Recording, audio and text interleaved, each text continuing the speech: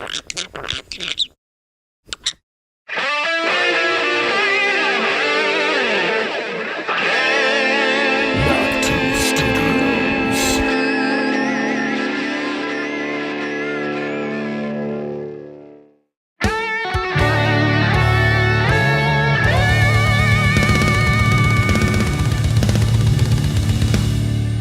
now, Knock 2 Studios presents Common Censored. What's up, everybody, and welcome back to Common Censored. Thanks for being here, all of you censored commoners. I'm Lord Sterling, and this is episode 348. We've got Trudeau resigning, being replaced by yet another globalist. Sadly, we have Jamie White, longtime InfoWars reporter, brutally murdered in Austin, Texas. Condolences to his family and to the entire InfoWars family. We'll be covering that in a little bit. We also have X cyber attacked today, earlier, potentially by Ukraine. An armed intruder shot at the White House. Bernie Sanders disturbing trans musician performance at a rally of his. And the CDC that's going to be investigating a link or the potential links between vaccines and autism, all that and a lot more today. Make sure to join us Monday through Friday, 6:45 p.m.-ish Eastern Time as we cover all the crazy clown world clusterfuck chaos that is 2025. Use hashtag CommonCensored and hashtag InfoInfantry where applicable when you share the show. You can find us on X at Lord Sterling _. We're also on Truth, Getter, Gab, and Minds. Thank you to our new followers over on Rumble and Free Castle. I see in the chat. What's up, bro? Boom. I hope you had a good show today. Links to all of the sources we cover will be posted down in the video description on Rumble, as well as in the replies under the X broadcast window. Make sure to throw Mama Mac some love over at alplama.com because she'll be adding timestamps down in the sources. So if you're watching this later on and need to maximize the efficiency of your time, focus, and attention, click on down there, skim through the topics we cover, and jump right to the point in the broadcast where we cover the things you want to hear about. If you want to support the show, you can hit up our link tree at Common Censored. Much appreciated. Disclaimer. Views expressed on Common Censored are only opinions. Assume everything we say is false and research for yourself. We're not giving medical, legal, or financial advice. The only advice we are giving is think for yourself. Question authority. Think for yourself. Question authority. Boom! All right, let's jump into the news. I gotta grab the tweet real quick first. She's chewing on things she's not supposed to be chewing on. One sec. Come here, you little. Come here, you tiny little. Say hello. No, you don't want to say hello? Okay. Let's jump into it. We have reports that a House staffer gained entry into one of the House office buildings last week that leads to the U.S. Capitol with a gun leading up to Trump's speech, his unofficial State of the Union speech. So this is apparently a recurring theme that's going on. People with guns getting close or trying to get close to President Trump. Tariq Johnson resigned from the U.S. Capitol after more than 23 years of service after the events at our Capitol on January 6th. Previously appeared on Fox with Tucker to talk about his story. But what is going on here? I don't remember any of this from the article. Okay, so he posted this the other day, an update about what just happened at the unofficial State of the Union. He was going to wait until Monday for this. This came out over the weekend. But things are developing rapidly, so he must inform the public now in a series of tweets. Here's what's happening. On Tuesday, the unofficial State of the Union, House staffer gained entry into one of the House office buildings that leads to the U.S. Capitol.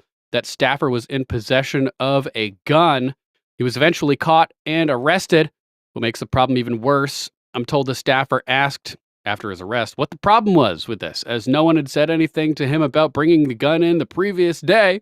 So he got away with it for a day without even being without even being busted at all. And then he gets caught and didn't even realize it was a problem. So how many people are running around with guns at the U.S. Capitol? This is the fourth instance of a gun being brought into a building policed by U.S. Capitol Police Chief Thomas J. Manger since Trump was elected.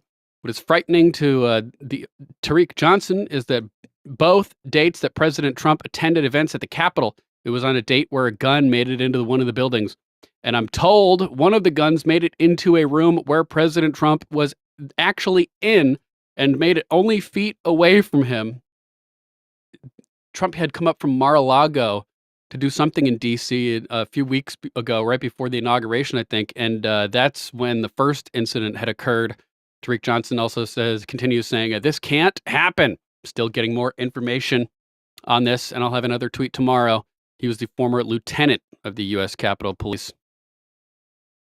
So that is insane. That had followed a message that he posted on Friday saying, here we go again. Today I just received information of what occurred on Tuesday, March 4th, on the day President Trump addressed the nation from the U.S. Capitol.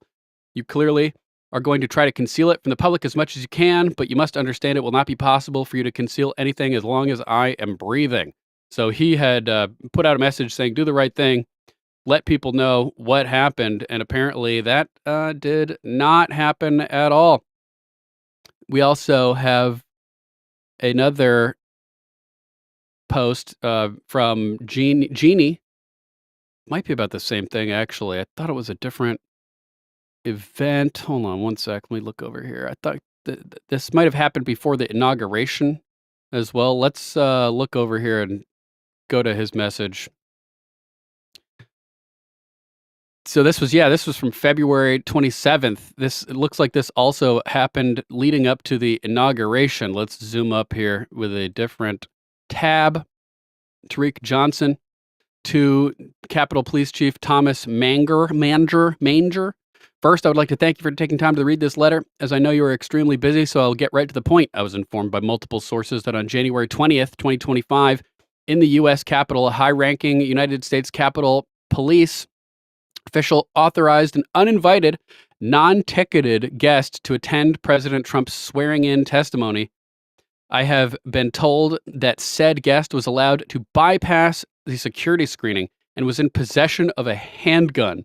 If the invitation was impromptu, that would mean that the guest was not vetted in advance by either the United States Capitol or the United States Secret Service. To make matters worse, I've been told that this unvetted guest was spotted in multiple locations where President Trump was and only feet away from him.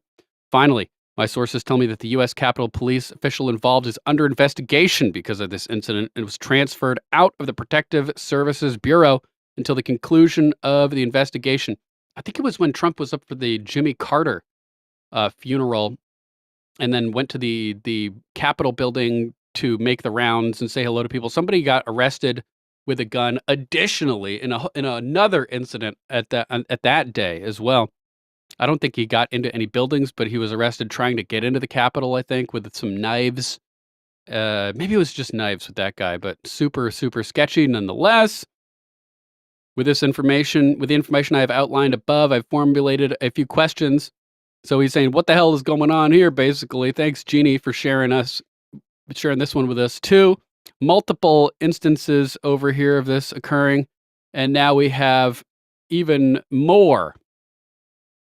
As a White House intruder was shot, sparking a media criticism debate over the weekend. A man identified as an armed intruder was shot by Secret Service agents after he attempted to breach White House security. This incident has sparked various reactions on social media, with prominent figures like Elon Musk criticizing, quote, legacy media, unquote, for allegedly inciting violence through their reporting. Musk's comments have led to a broader discourse on media influence and security concerns surrounding high-profile individuals. This is insane. Seriously, Elon Musk says the legacy media is whipping people into a frenzy. As reported by the media, a suicide assassin guy was just shot trying to break into the White House this weekend. And this is responding to Rapid Response 47, one of the official White House X pages. Trump talking about it, saying Democrats are out of control. They've lost their mind. Let's check out this clip. The Democrats are out of control. You saw that the other night during the speech when they wouldn't stand up for two of the young ladies were killed by illegal aliens, one with the cancer, the young man with the cancer, and all you want to do is stand up and applaud the man. And Agent DJ, we got a video of him. Message for the ladies coming up in a bit as well. The boy, the young boy, and nobody's ever seen anything like that. They're out of control. They've lost their minds. The Democrats Totally out of control. Lunatic stuff going on.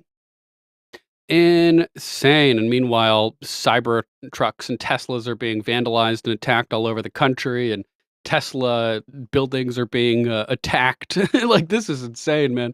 This is insane. And the left, completely silent about it. They're going along with it, glowing along with it. So, like Trump Army says over here, please pray for President Trump's safety. I got a feeling that they are still going after Trump, still going after him. So this is insane. Multiple instances of guns being brought into the Capitol building, and multiple instances of people being arrested and even shot trying to get at Trump with guns and knives and stuff. Absolute madness, Admiral Akbar style.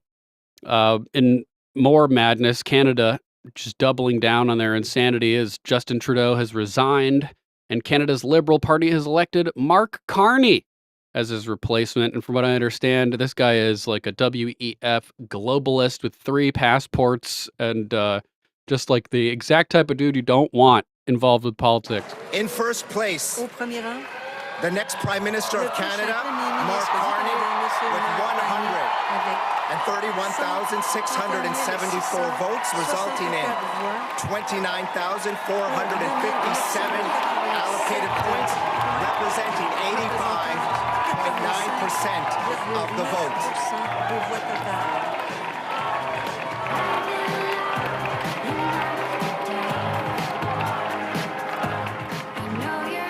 And we've just had the announcement that Mark Carney is now the new Prime Minister of Canada and the leader, of course, of the Liberal Party. And he won by a pretty astonishing 85% of the vote. We're expecting to hear from him. Don't get me wrong. I love a lot of Canadians. I love the Canadian people. My best friend is Canadian, but damn, Canadians, 85% of you are fucking retarded. Soon, but let's go straight to Diana Magnay. If we can believe that international 85% of the votes correspondent. thing. Diana, not only has he won, but he has won resoundingly. That was an astonishing difference between him and Chrystia Freeland, the number 2, who's long been Deputy Prime Minister and the Finance Minister, who resigned at the end of last year. She only got 8% of the vote, and Mark Carney coming in with nearly 86%. That is absolutely astonishing. He promised a mandate for change within the Liberal Party, and I think that's clearly what people wanted. They wanted someone who was an economic strong hand, which Mark Carney, having been both Governor of the Bank of England through Brexit, Governor of the Bank of Canada too, is something that, you know, economics is his bread and butter.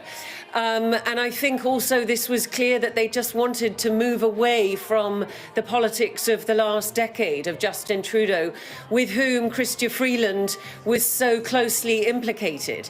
You know, Mark Carney is a very, very solid figure in terms of the economy and therefore dealing with Donald Trump, but he doesn't have political experience in the way that Chrystia Freeland did. He's never been a politician, Probably, but Angel. in his own words, he has been a leader. You don't lead institutions like that unless you have considerable experience leading organizations.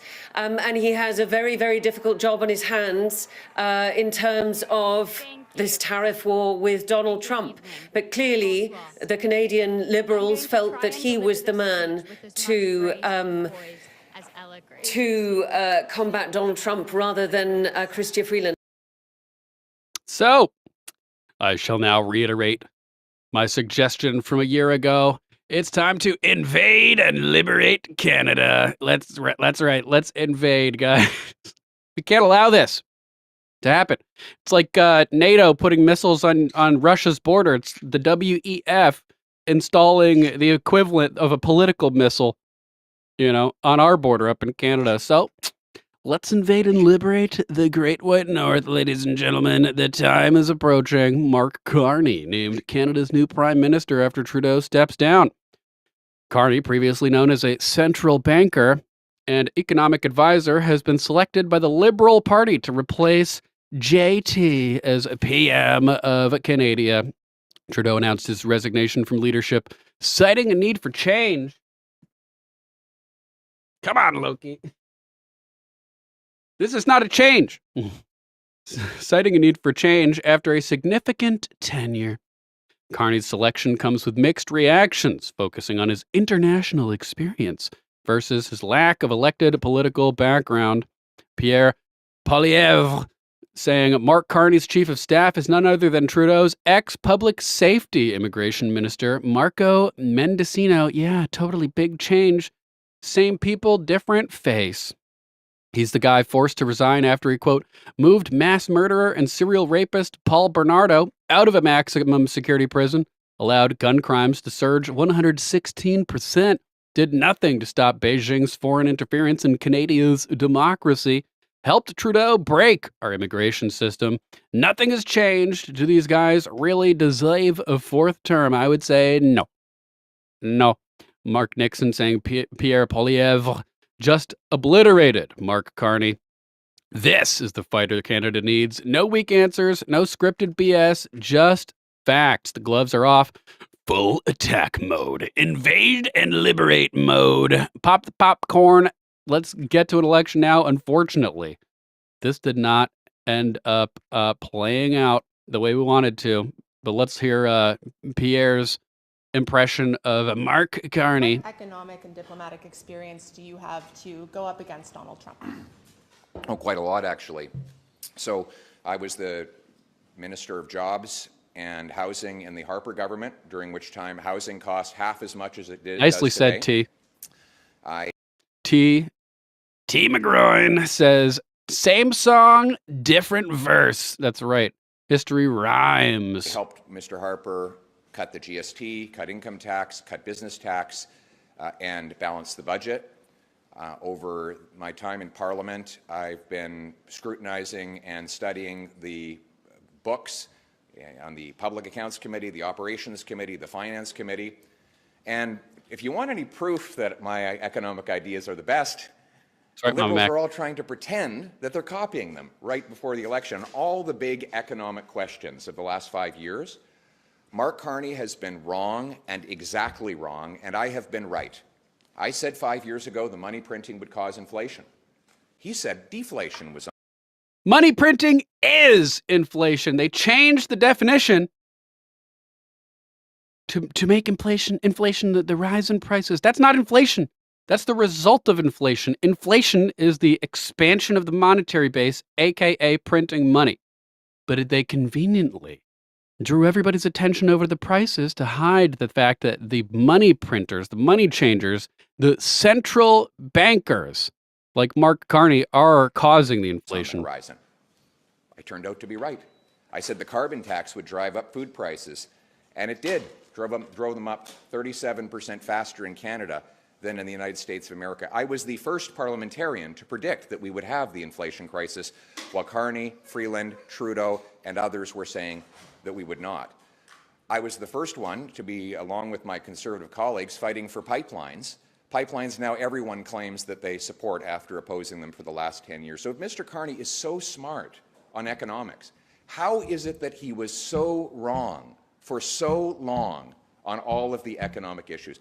One thing I don't have experience with is taking jobs out of Canada, moving them to the United States, selling out our resource workers to support Middle Eastern resource workers. That's not the kind of experience that I have, but that's not the kind of experience that we want. Weird. It looks like we are not live on X right now. Can you guys see this broadcast over on X?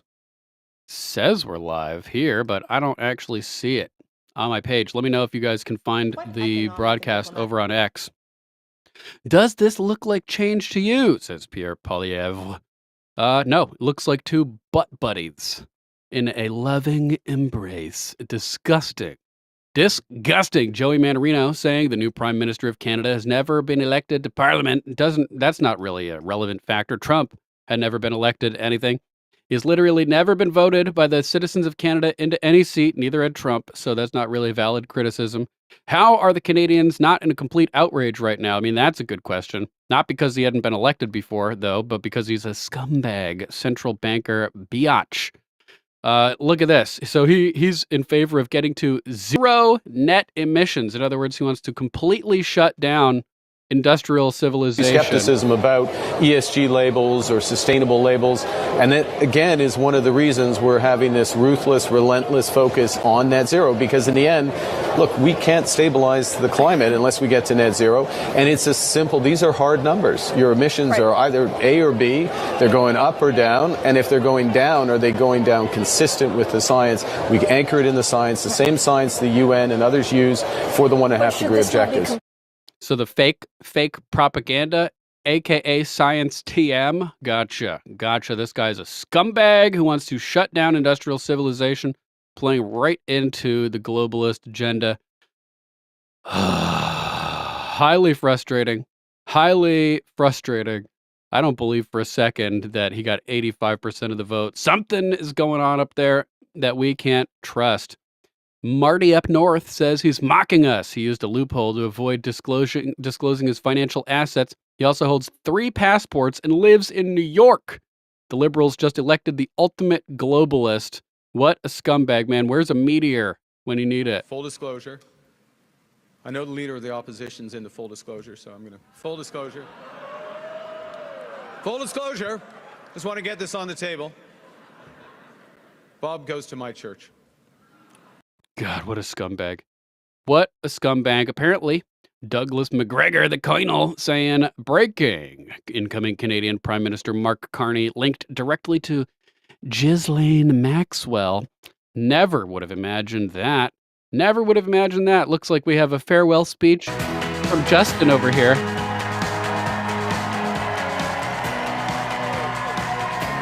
And don't worry, we're not going to watch this whole thing. Just enough to laugh a little bit. Bonsoir, mes amis. Bonsoir, tout le monde. Hello, my friends. I think that's pretty good. I think that's good. That's all we needed. That's all we needed. Look at this. Viva Fry saying 150,000 people just decided Canada's next prime minister. A 3 passport carrying World Economic Forum, globalist, climate crisis mania, Davos whore. Understand that. Yep. Nailed it. Absolutely frustrating. Here he is talking about how Canadian will never be part of the United States. Sup, Sean? Good to see you, bro. America is not Canada. And Canada never, ever will be part of America in any way, shape, or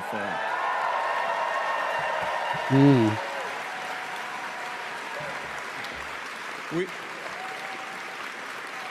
Look. Jack in the chat with a good comment saying, when Trudeau opens his mouth, I can see its cervix. Yep, that's about right. That's just about right. Jack, hilarious. We didn't ask for this fight. But Canadians are always ready when someone else drops the gloves. So how many people are there in Canada? 150,000. Canada population, let's see real quick over here on Brave, 40 million. So yeah, I'm not exactly sure where Viva got the 150,000 people number either, Angel. If anybody has insight on that. Mama Max says, I think only their Liberal government party was able to vote. So they're just replacing the leader of the Liberal Party and not having an all-out, straight-up election for a new prime minister. Just getting rid of Justin and producing him with a party member to take lead of the party. That sounds about right, Mama Mac. Oh my God, I'm going to strangle Loki. Not really. I wouldn't do that, but drives me crazy. Loki, what are you doing down there, Tweet? Keeps crawling, but you give her a little bit of apple and she just wants to crawl around everywhere and explore places she's not supposed to go. Tweet. Say hello to the censored commenters. Tweet. Oh, man. So frustrating. Canada now has a prime minister who does not have a seat in parliament, has never held elected office, and refuses to disclose his financial interests. Yeah, time for a real election, I would say. Insane, man. Insane. Larry Brock saying Mark Carney hires Trudeau's disgraced former minister Marco Mendicino as his chief of staff. Let's not forget, Mendicino is a habitual liar. Lied about Beijing's foreign influence in Canada. Lied about PRC police stations operating on our soil, their soil. We have the same thing happening here, though. Secret Chinese police stations. Secret Chinese police stations operating in New York, in California, I think. He also lied about Bernardo's prison transfer. He lied about the Emergencies Act. Carney is just another Trudeau liberal, bringing the same corruption and dishonesty. Can't trust Carney. He's just like Justin. Sounds about right to me. Low IQ moron from hell, says Cat Turd. We can't stabilize climate until we get to zero net emissions. You can never stabilize the climate. It's out of your control. It's out of the control of people. The climate has been going ice age, not ice age, ice age, not ice age for hundreds of thousands of years, man. You're not in control. Humans are not in control. There's nothing anthropomorphic about climate change. Nothing whatsoever, in my not so humble opinion. How about this? Let's check out this next disturbing story over here. Starring the one and only Bernie Sanders, who had a transformer singer at a rally of his, someone named Laura Jane Grace. They sang a song about asking if your God has a big fat dick, as the Gateway Pundit says, quote, because it feels like he's fucking me. Does your God have a big fat dick? Because it feels like he's fucking me. Bernie? Fuck are you doing, Bernie? Obviously, I've always talked tons of shit about Bernie because he's a commie loser that does not understand even the most basic fundamentals of economics. But here he's just crossing into whole new territory. Let's check out this disturbing clip.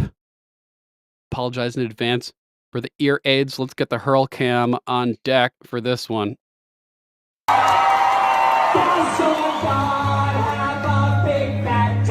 It feels like he's fucking me. Or his balls filled with lightning to they tingle like heaven. Absolutely insane. Demon rats embrace pure evil. Bernie Sanders teams up with transgender punk rocker performing a blasphemous, explicit song. Ugh, look at this creature, man. Cretin. The Demon Rat Party has once again revealed its true colors, embracing radical anti-Christian extremism as Senator Bernie Sanders invited a transformer punk rocker to perform a vile, blasphemous song at his rally in Kenosha, Wisconsin, Friday night. Sanders, the self-described Democratic socialist and former presidential candidate, was in Kenosha as part of his nationwide Fighting Oligarchy tour. Oh my God, they didn't care about oligarchy though when Jeff Bezos was dominating the markets, destroying mom and pop's businesses, and centralizing control into Amazon, especially during the lockdowns and everything. Nobody cared about that at that point. But as soon as the oligarchs start siding with freedom and the U.S. Constitution, then they can't have it. They can't have it. Sanders invited, quote, Laura Jane Grace, transformer punk rocker and front person of the band, quote, Against Me, exclamation point, to perform at his rally. He was born Thomas James Gable. But instead of an uplifting or unifying message, the crowd of roughly 3,500 Sanders supporters cheered on a performance featuring explicit sacrilegious lyrics attacking God and Christianity in the most grotesque way imaginable. The song, titled Your God, and in parentheses, God's Dick, which is so obscene that can barely be printed, openly mocks God and Christian believers, reducing faith to a crude sexual joke. The song repeatedly asks, does your God have a big fat dick? Before descending into even more graphic and offensive descriptions. You want all the lyrics? They're right over here, but I'm not particularly interested. Here's the full Does your performance. God have a big fat dick? 'Cause it feels like he's fucking me. You want to watch the rest? Link will be in the description after the show.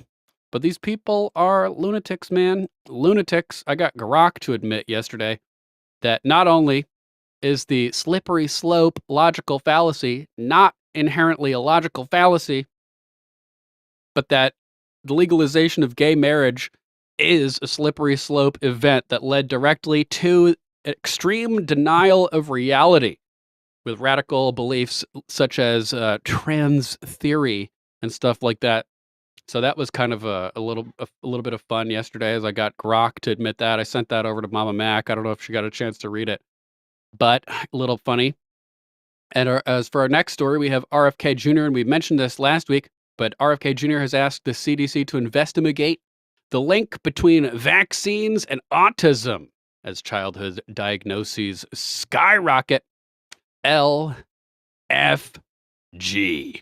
The Secretary of Health and Human Services, RFK Jr., has asked CDC to investigate a possible link between vaccines and autism. The request, which was reported by multiple media outlets, including the Communist News Network and WAPO, will involve a study using the Vaccine Safety Data Link, which monitors safety of vaccines and investigates potential adverse reactions. Quote, as Trump said in his joint address to Congress, the rate of autism in American children has skyrocketed, HHS spokesman Andrew Nixon said in a statement to CNN. Good thing I didn't do that in the RFK voice, because I almost did, but it wasn't RFK saying that. CDC will leave no stone unturned in its mission to figure out what exactly is happening. Finally, man. Finally. Hopefully we get some good updates on this. Real quick, shout out to everybody who's hanging out over in the chat. Mama Mac Cass. Trapper Ed, I see over there. Donna. Wendy. What's up, Wendy? T, Cannabis Connoisseur, Takcho, Jack. What's going on, guys? Hope you're having a good Monday so far. Continuing, quote, the American people expect high-quality research and transparency, and that is what the CDC is delivering for once, hopefully. I guess we'll see if that ends up being true once this plays out.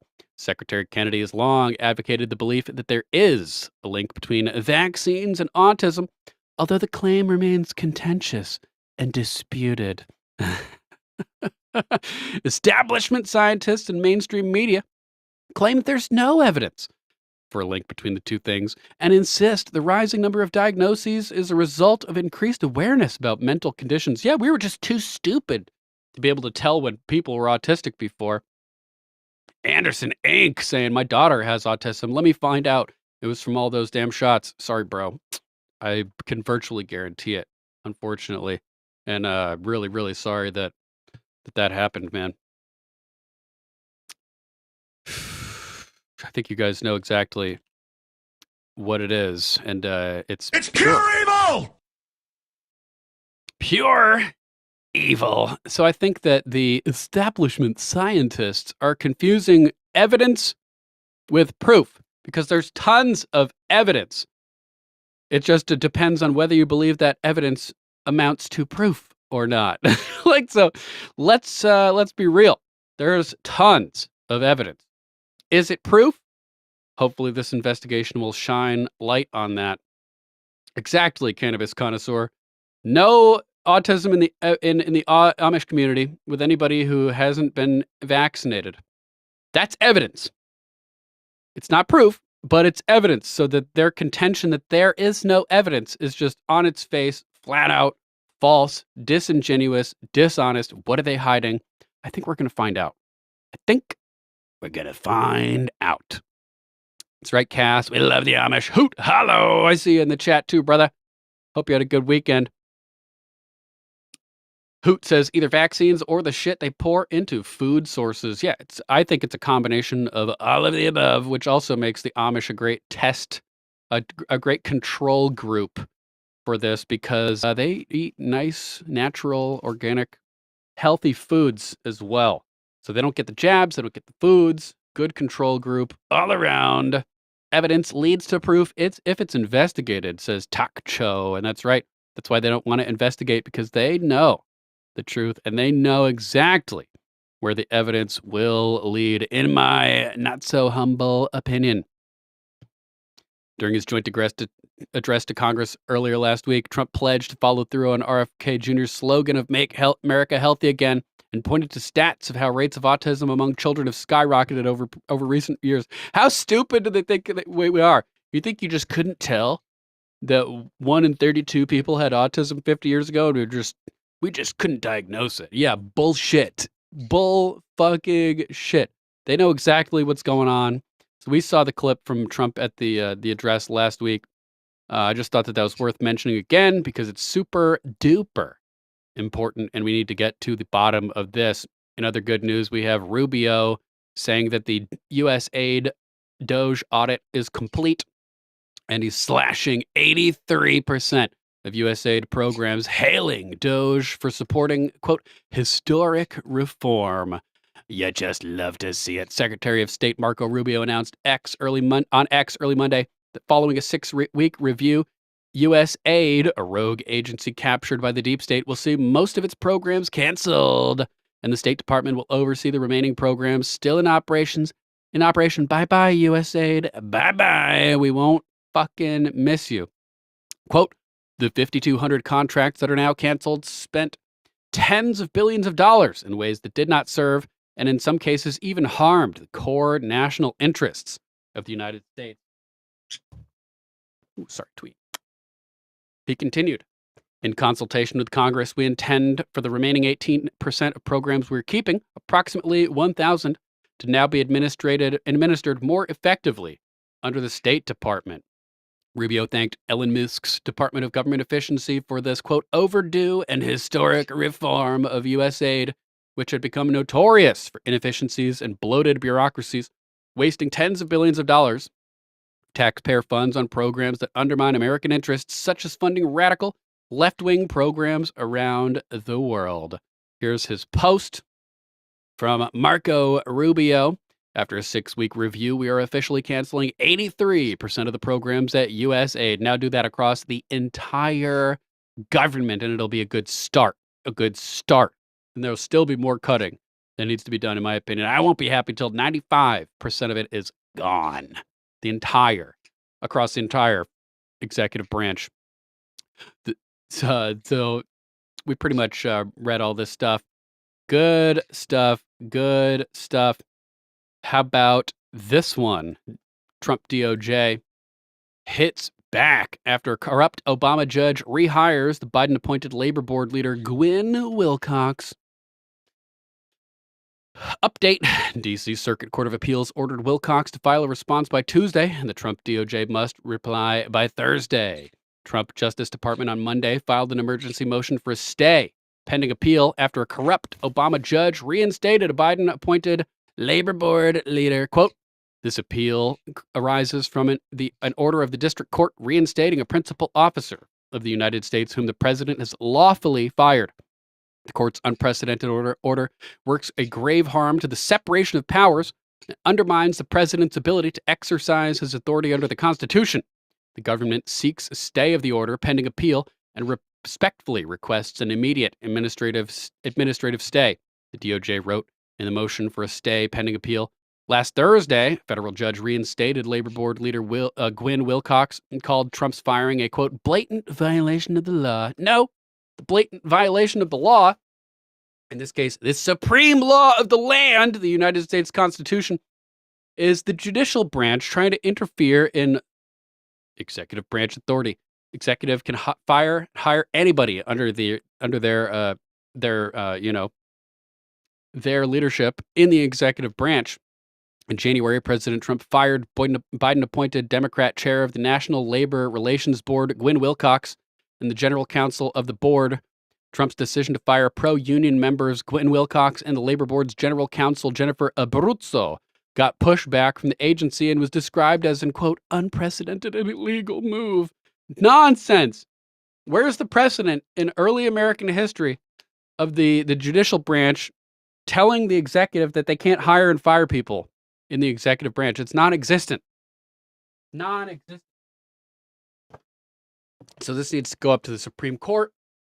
Precedent needs to be set in stone that the executive has the right to hire and fire anybody in the executive branch. Trump's Gwynne Wilcox vowed to challenge Trump's decision to fire her. In a previous statement to Reuters, Wilcox said she would pursue, quote, all legal avenues to challenge Trump's firing. So last Thursday, U.S. District Judge Beryl Howell, an Obama appointee, ruled that Trump's firing of Gwynne Wilcox was unlawful. Just look at this fucking lady. You can tell she's a demon rat leftist just by looking at her, man. My libdar is going off so hard right now. You know, like the gaydar. Libdar. You can smell him. You can smell him even through the screen. In a shocking 36-page opinion reviewed by the Gateway Pundit last week, Judge Beryl Howell compared Trump to a, quote, king or dictator, and said the president does not have the authority to terminate members of the National Labor Relations Board, quote, a president who touts an image of himself as a king or a dictator, perhaps as his vision of effective leadership fundamentally misapprehends the role under Article 2 of the U.S. Constitution. In our constitutional order, the president is tasked to be a conscientious custodian of the law, albeit an energetic one, to take care of effectuating his enumerated duties, including the laws enacted by Congress as interpreted by the judiciary. The judge wrote in a shocking opinion. Judge Howell said that, quote, nothing in the Constitution or the historical development of the removal power has suggested the president's removal power is absolute. Are you kidding me? Are you kidding me? The president does not have the authority to terminate members of the National Labor Relations Board at will, and his attempt to fire a plaintiff from her position on the board was a blatant violation of the law. Bullshit. Bullshit. She ordered her to be reinstated. Insane. This case will likely head to the U.S. Supreme Court, where the justices may overturn Humphrey's executor. Better, man. They better. Judge Clarence Thomas previously blasted the 1935 decision known as Humphrey's executor, saying Humphrey's executor, this is the decision used to justify Beryl's demand for reinstatement here. Clarence Thomas said Humphrey's executor poses a direct threat to our constitutional structure and, as a result, the liberty of the American people. Our tolerance of independent agencies and Humphrey's executor is an unfortunate example of the court's failure to apply the Constitution as written. That decision has paved the way for an ever-expanding encroachment on the power of the executive, contrary to our constitutional design. Like we've talked about before, any law repugnant to the Constitution is null and void, and all additional Supreme Court cases have said that, you know, even before the Supreme Court says that a law is unconstitutional, you don't have to follow it, because it's inherently unconstitutional and void. Oh my God. Wait, relax, man. Let's see what we got next on the list. We have Stacey Abrams admitting that $2 billion from Joe Biden's EPA given to her was used to buy votes of people in Georgia by purchasing new appliances for them. Ellen Musk responding to Paul A. Cipula's post over here, actually reposting it, saying simply, wow. Wow. MSNBC does their best to whitewash this, but can't hide the huge pile of fraudulent spending Abrams facilitated. These people are such loathsome scum. One of the ironies of the attack on you, and I'm going to play what he did, was that my understanding is the program at the source of this whole thing is a program to lower costs for people. Do I have that top line correct?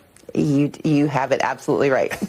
Okay, so I'm gonna play what he. So it's a program to bribe people. Is really what he had to say, and then I'm going to ask you to explain what the program is that was such an obvious, ludicrous laugh line for the Republicans there. Take a listen. $1.9 billion to recently created Decarbonization of Homes Committee, headed up, and we know she's involved. Just at the last moment, the money was passed over by a woman named Stacey Abrams. Have you ever heard of her? Okay, so what is this organization? What is your relation to it, and what does it do? In 2023 and 2024, I led a program called Vitalizing DeSoto. We worked in a tiny town in South Georgia to demonstrate that by replacing energy inefficient appliances with efficient appliances, you can lower your cost. And in fact, we accomplished that. For 75% of the community, they got appliances that are lowering their bills right now. We had one woman who saw her electric bill cut in half from $180 to... Oh, so you're not actually lowering costs. You're bribing people with free shit that then will result in lower costs. So you're giving people free shit, trying to get their votes. That's what's going on here. $98. That's what we delivered. And based on that program, a coalition of organizations, famous organizations, came together and said to the EPA, if we can do this here, we can do this for millions more Americans. Let us invest the money of America in lowering the cost for Americans. And the EPA said, okay, great, go for it. Such a bunch of bullshit, man. These people are insane. Insane. For the math challenged listeners, $2 billion minus the value of green appliances purchased with federal money in DeSoto, Georgia, population 214 equals government corruption. Paul A. Sipula says, check Abrams' bank account first. I do believe it should be that brazen. Yeah. Stacey's got a big butt. Stacey's got a big butt. Who said that she's got a huge ass in the chat? Jack. Yep.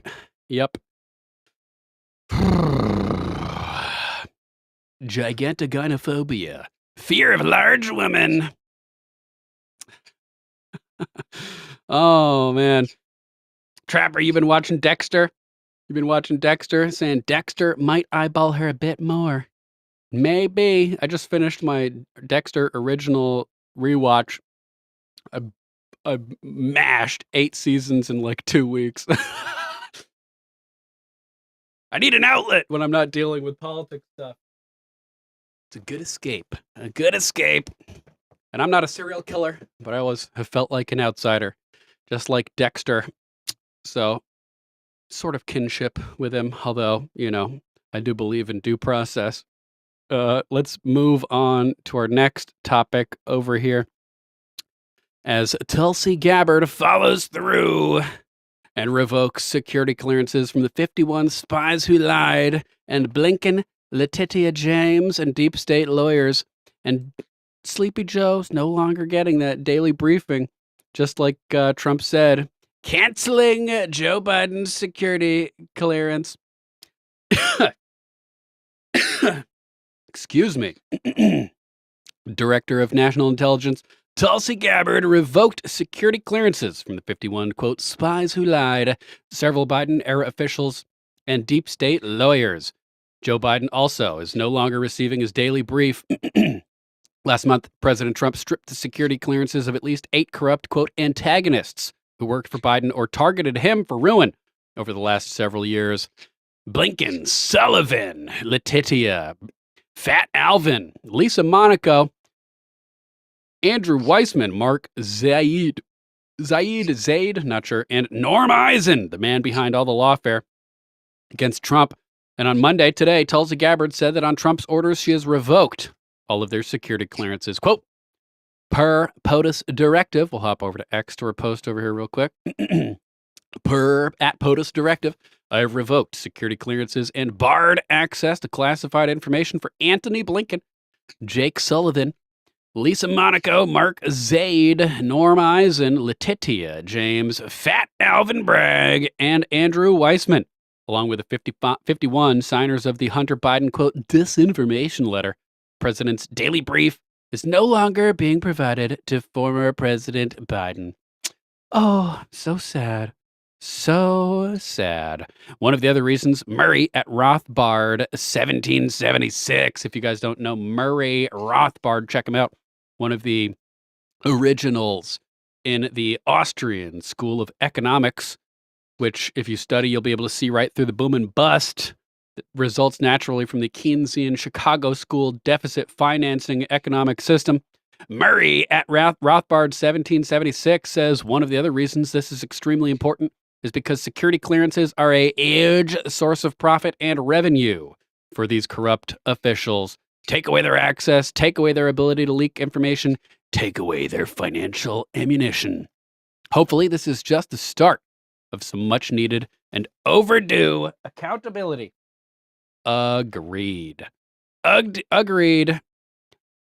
Insane. Crowdsource the truth, who's like a broken clock, says, please arrest Norm Eisen, please. I'll come work for you for free, please.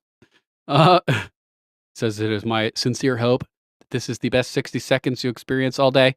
I've been to this trial over a dozen times to talk to one weasel in particular, and here it finally is. He got Norm Eisman. This is from last year. Let's check out this clip and see what's going on.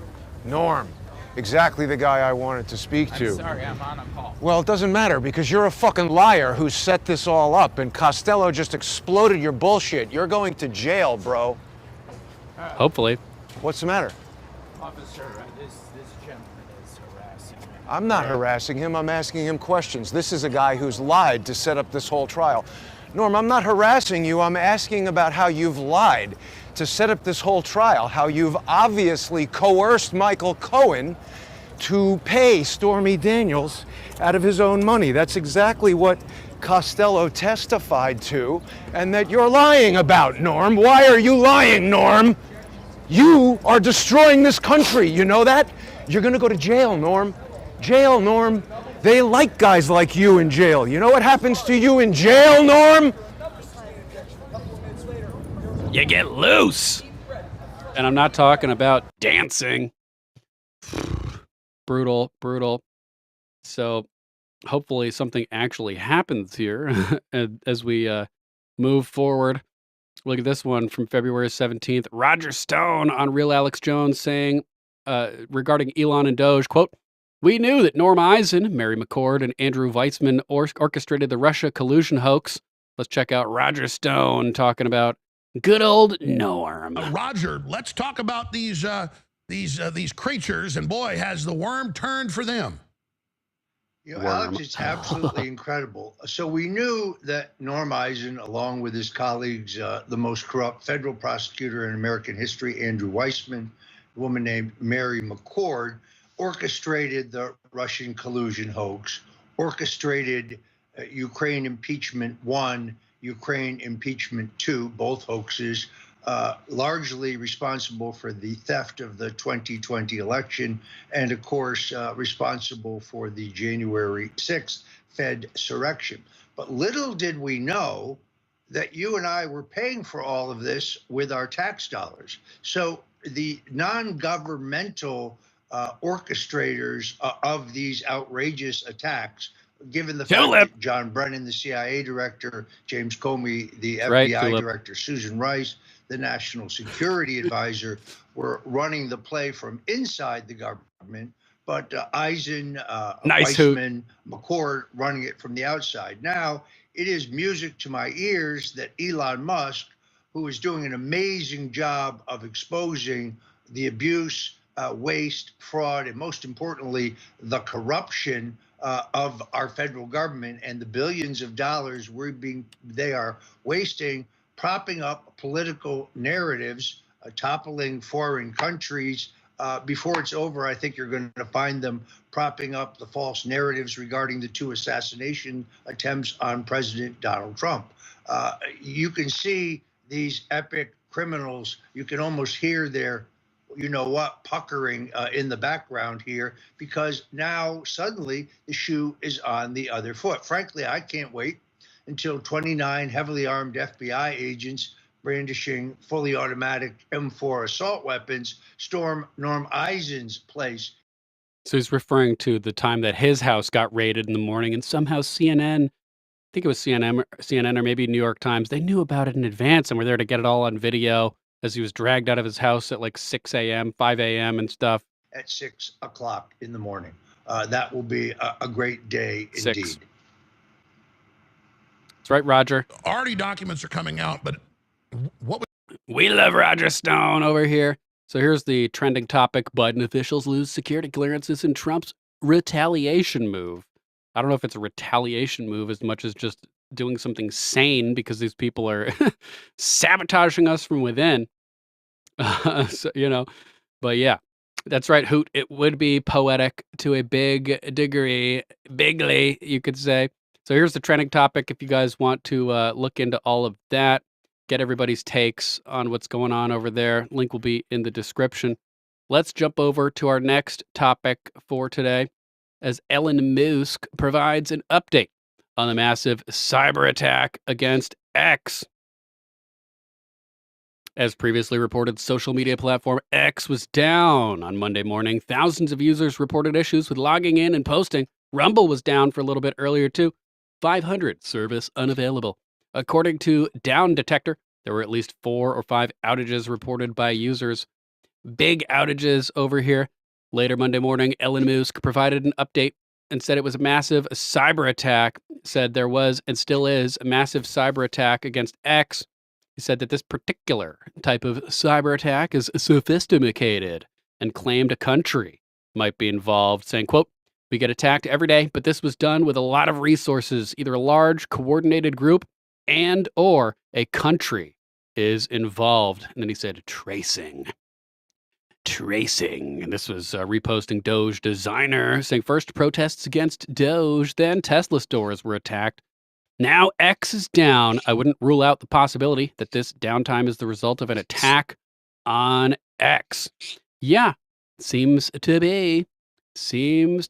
And now we have Elon Musk revealing that today's cyber attacks on X were traced back to IP addresses linked to the Ukraine region. Very interesting. He says there was a massive cyber attack trying to bring down the X system with IP addresses originating in the Ukraine area. They couldn't even use VPNs. There was a cyber attack on X today, which shut it down and may have been foreign sourced. Yes. It's a big story. You want to give us a moment on that? Well, we're not sure exactly what happened, but there was a massive cyber attack to try to bring down the X system with IP addresses originating in the Ukraine area. There was a cyber attack on X. IP addresses originating in the Ukraine area. Talk Show says, I had some splaining to do. A sexy little heifer in Texas is a compliment. I like it. I like it. It's hilarious, man. Like cuter than a speckled pup, etc. Damn, you're going to have to send me some phrases like that so I can incorporate them into my novels. Talk Show. I like that. I like it. We also have Jones reporting on it. Breaking bombshell. Elon Musk just announced the IP addresses from the massive cyber attack on X originated in Ukraine, as predicted by Alex Jones and InfoWars. NATO and the EU were deliberately launching the cyber attack to cause destabilization ahead of the peace summit in Saudi Arabia this week. Owen Schroyer was live breaking it down. But before we check that out, launch the cows, arm the battlements, man the parapets. We've been raided by Dead Red Media at 2 Mics Live. That's Dr. Mike Schwartz, Kelly Schwartz, his wife, and Mike Calderis. Today they had episode 190, Deep Dive Monday. Make sure to hop over to Dead Red Media, rumble.com/c/Dead Red Media, and hit that follow button if you haven't already. Thank you guys so much for rating the broadcast. Glad you're still finding this show worthy of being rated. And thank you so much, guys. Appreciate you.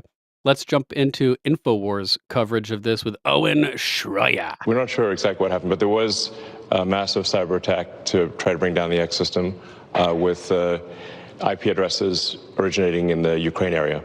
Oh, well, so that's your suspicion. Is the website, is the internet up? What's up, Mike? Is it up yet? It's up, yeah. It's up yet. Okay, good. But I just was Welcome. So maybe it is Ukraine. Remember, you just had... Right? On a long enough timeline, Alex Jones is always right. PV Squish 60 _ I know you like it when I say the whole name. What's up, Squish? Good to see you. The second would-be Trump assassin with ties to Ukraine in court last week. It's barely a news story. Nobody even talks about it. A would-be assassination of the president with ties to Ukraine. Snarl. An attack on Elon Musk's X coming out of Ukraine. $350 billion laundered through Ukraine. Weapons laundered through Ukraine. Yeah.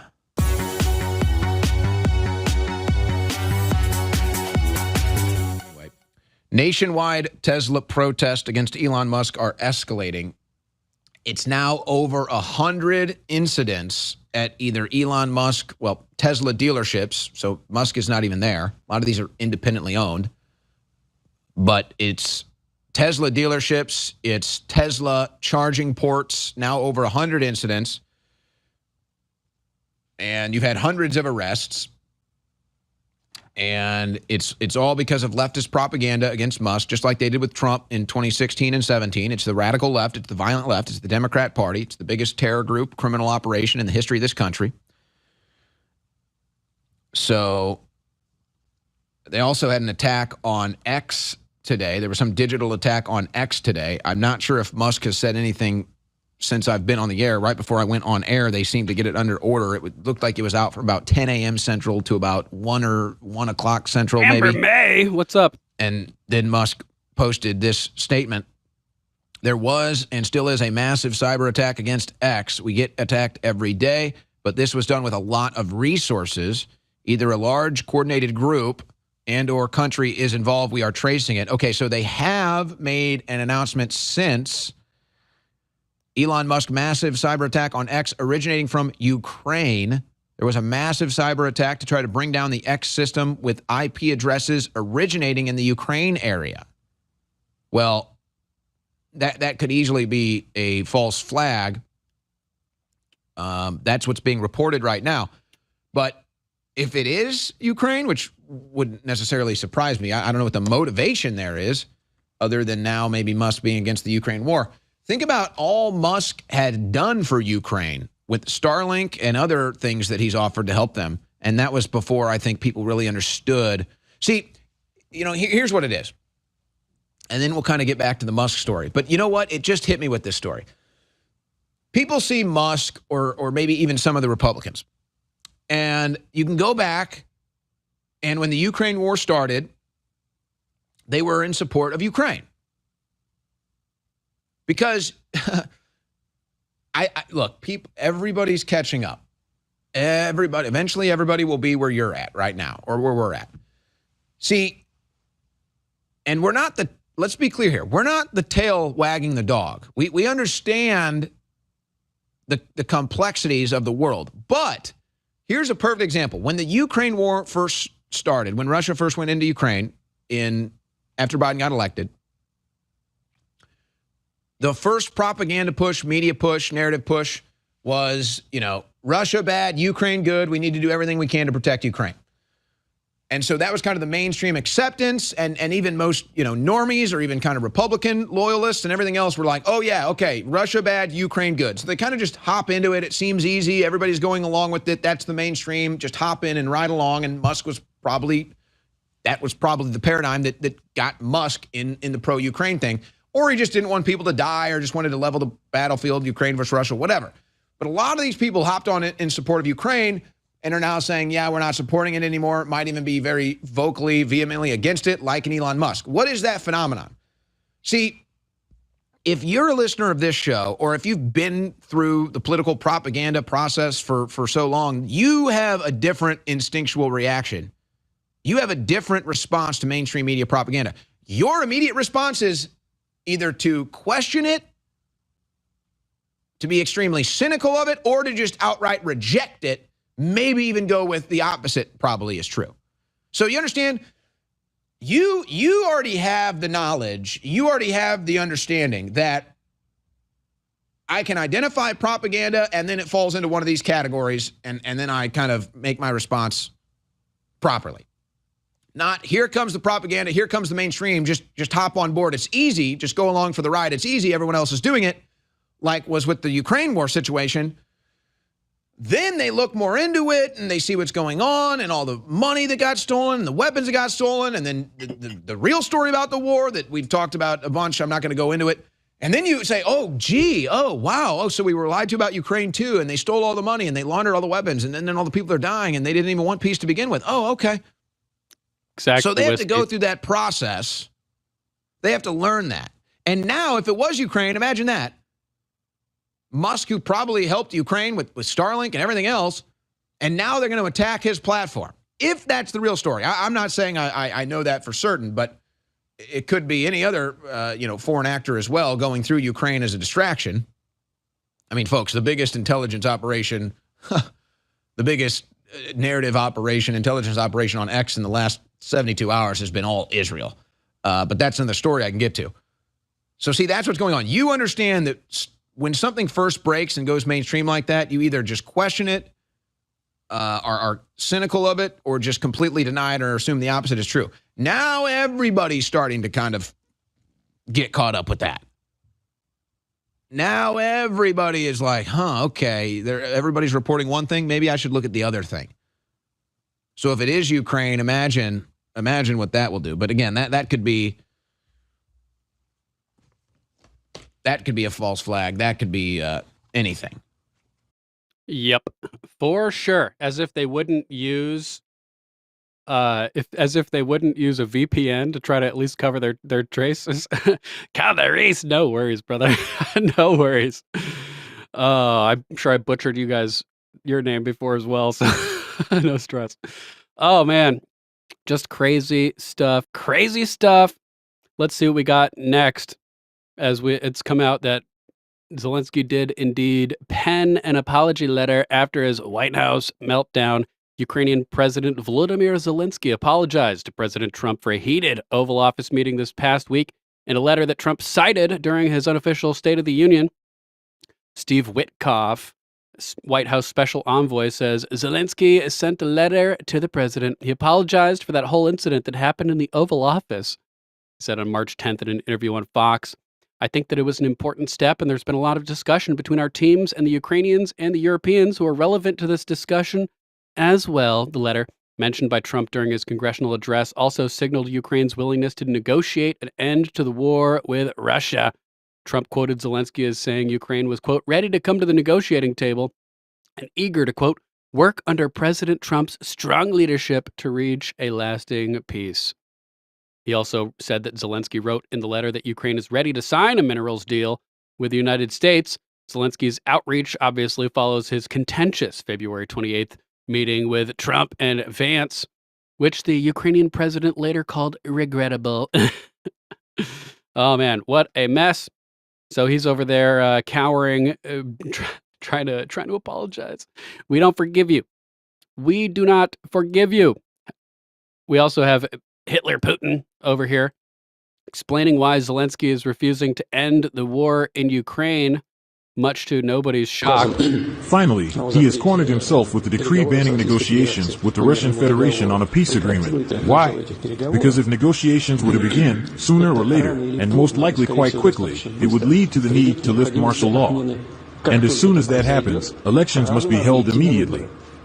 There would no longer be any grounds for not holding elections, as the current justification for not conducting elections in Ukraine is the presence of martial law. But if negotiations take place, followed by the likely quick necessity of lifting martial law, elections would have to be held right away. And that's where the current head of the regime faces a problem. His rating is exactly half that of his closest potential political rival. The current head of the regime has absolutely no chance of winning the election. So he can't end the war because that means that martial law would have to go bye-bye, and that means that he would be booted, basically. Jack 985 saying Putin knows. That's right. Putin has a good point. Talk show agreed. T. McGroin saying Das Boot. Das Boot. I haven't seen that in forever. Isn't that German though? Not Russian. Das Boot. Classic movie. You're gonna have to watch that at some point. I haven't seen it since I was like 9. How about this one? Russia points the finger at at the UK as the main instigator of global conflicts. I don't know about historically, but right now they're definitely an instigator. I would think that, invading Iraq, all of these Arab nations, I think that's more closely tied to Israel being an instigator and then having us do their dirty work and refuse to even participate or help. Russia has accused the UK of being the main instigator of global conflict, specifically highlighting Britain's supposed role in inciting the First and Second World Wars. Definitely true. This statement comes amidst heightened tensions between Russia and Western countries following the expulsion of British diplomats from Moscow. Good, fuck them. Historical references were used by Russian authorities to draw parallels with current conflicts, particularly in Ukraine, though these assertions have been met with criticism and rejection from British officials. Yeah, and apparently Zelensky, exactly, whiskey, das Boot, the boat. So apparently Putin and Zelensky had basically worked out a peace deal weeks after the conflict began. And Boris Johnson flew in there, right, Cheddar? And sabotaged the peace deal and said, nope, not happening. So clearly, in this case, UK seems to be an instigator and wanting the conflict to continue and escalate. Donna saying Zelensky only said sorry because they were going to boot him. Oh, das Boot. Yeah, giving him das Boot. And they realized we were going to do mineral deal with Russia. And we, let's see. Sorry, I lost the comment there. And they realized we were going to do the mineral deal with Russia. And we still should, even if we do it with Ukraine. Absolutely. We should do it with both countries. Yeah, I agree. Mama Mac says, I agree with Putin on that one. Time to finally finish the Revolutionary War and separate from the EU. There's a reason our ancestors braved death on the sea to get away. 100%. 100%. Thanks, PV. PV Squish 60 _ Fuck them. Fuck them. So, yep, these guys are bad news, in my opinion.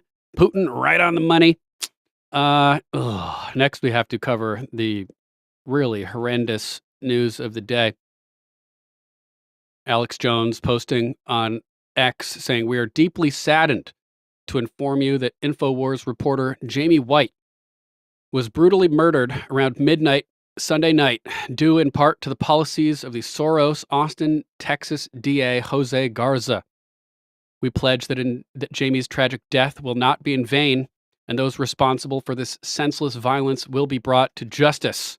Jamie's important work will be carried on through InfoWars, our readers, and our cherished listeners. Personally, this was devastating for me to hear today. Been a huge fan of Jamie White since probably 2008. As far as I'm aware, Jamie White has been a consistent writer for InfoWars since the 2000s. And this is just devastating, hardly begins to capture it. It's awful, man. Let's let Jones. I'm Sally Hernandez. Police on the scene in East Austin at Douglas Street and Old Torf Street. A 911 call came in just before midnight last night. Bear Tryon has been there for us within the last few hours to figure out exactly what police are saying from that investigation. Good morning. Police really releasing few details about what happened overnight, but this is what we do know right now. Police say they actually found the victim here in the parking lot of this apartment complex. EMS ended up taking that man to the hospital where he later died. Right now, police will not say exactly if he was shot or stabbed, only saying that he had obvious trauma. Homicide detectives still on scene, as I mentioned this morning, collecting evidence. We've seen also a lot of activity in a second floor apartment where they've been taking evidence bags out. Right now, police say they do not have any information about a suspect, and they're asking if you know something about that to contact them. You can also remain anonymous using Crime Stoppers. The afternoon of Monday, March 10th, 2025, and I come to the InfoWars family of viewers and listeners into the world with some really horrible news. There are a lot of really cool people that have worked at InfoWars over the years, and one of the most amazing people was Jamie White. You know him as a great reporter and researcher. He was up here last night working late during the Sunday show and after it. And we even have his last post on X where he responded to Elon Musk. Jamie was murdered last night outside of his home, just a few miles away from our studios. And we are the folks here breaking that news first because his family has been notified, and his good personal friends here that were very close to Jamie have talked to his folks and family. This is so fucked up. We sent some people over this morning when he didn't answer the phone because he's always here early, loves to work, loves to fight tyranny, loves to promote freedom. And when they got to the apartment complex, there was yellow tape everywhere and blood all over the parking lot. And we went and talked to the manager. They didn't know anything. Just like everybody else we see in the left, they just very laissez-faire. But our crew member saw a police officer and went and talked to them, and they made a phone call, and she had the details when she talked to him and knew Jamie. The police officer said yes, he died at the hospital very soon after they got him there. The police responded within 2 minutes, and they had him at the hospital where he was pronounced dead within 18 minutes. Just want to say the police did a great job in the response time, despite, I'm going to talk about in a moment, who I hold responsible for this, and who is responsible for this, and who are accomplices to Jamie and so many others' murder, and so many others that have been raped and mugged. Heard me on air talk about how the crime is very, very bad here in Austin. Any leftist city is, and just exploded the last 4 years. But let me just tell you what happened to Jamie. What we know so far, his last post on X was 16 hours ago. Elon Musk was talking about leftists saying that if they see cyber trucks, they're going to attack them and physically attack them and put a rock through their windshield. That's now actually happening, and they're burning down the Tesla dealerships and shooting them up, and they're celebrating on corporate news.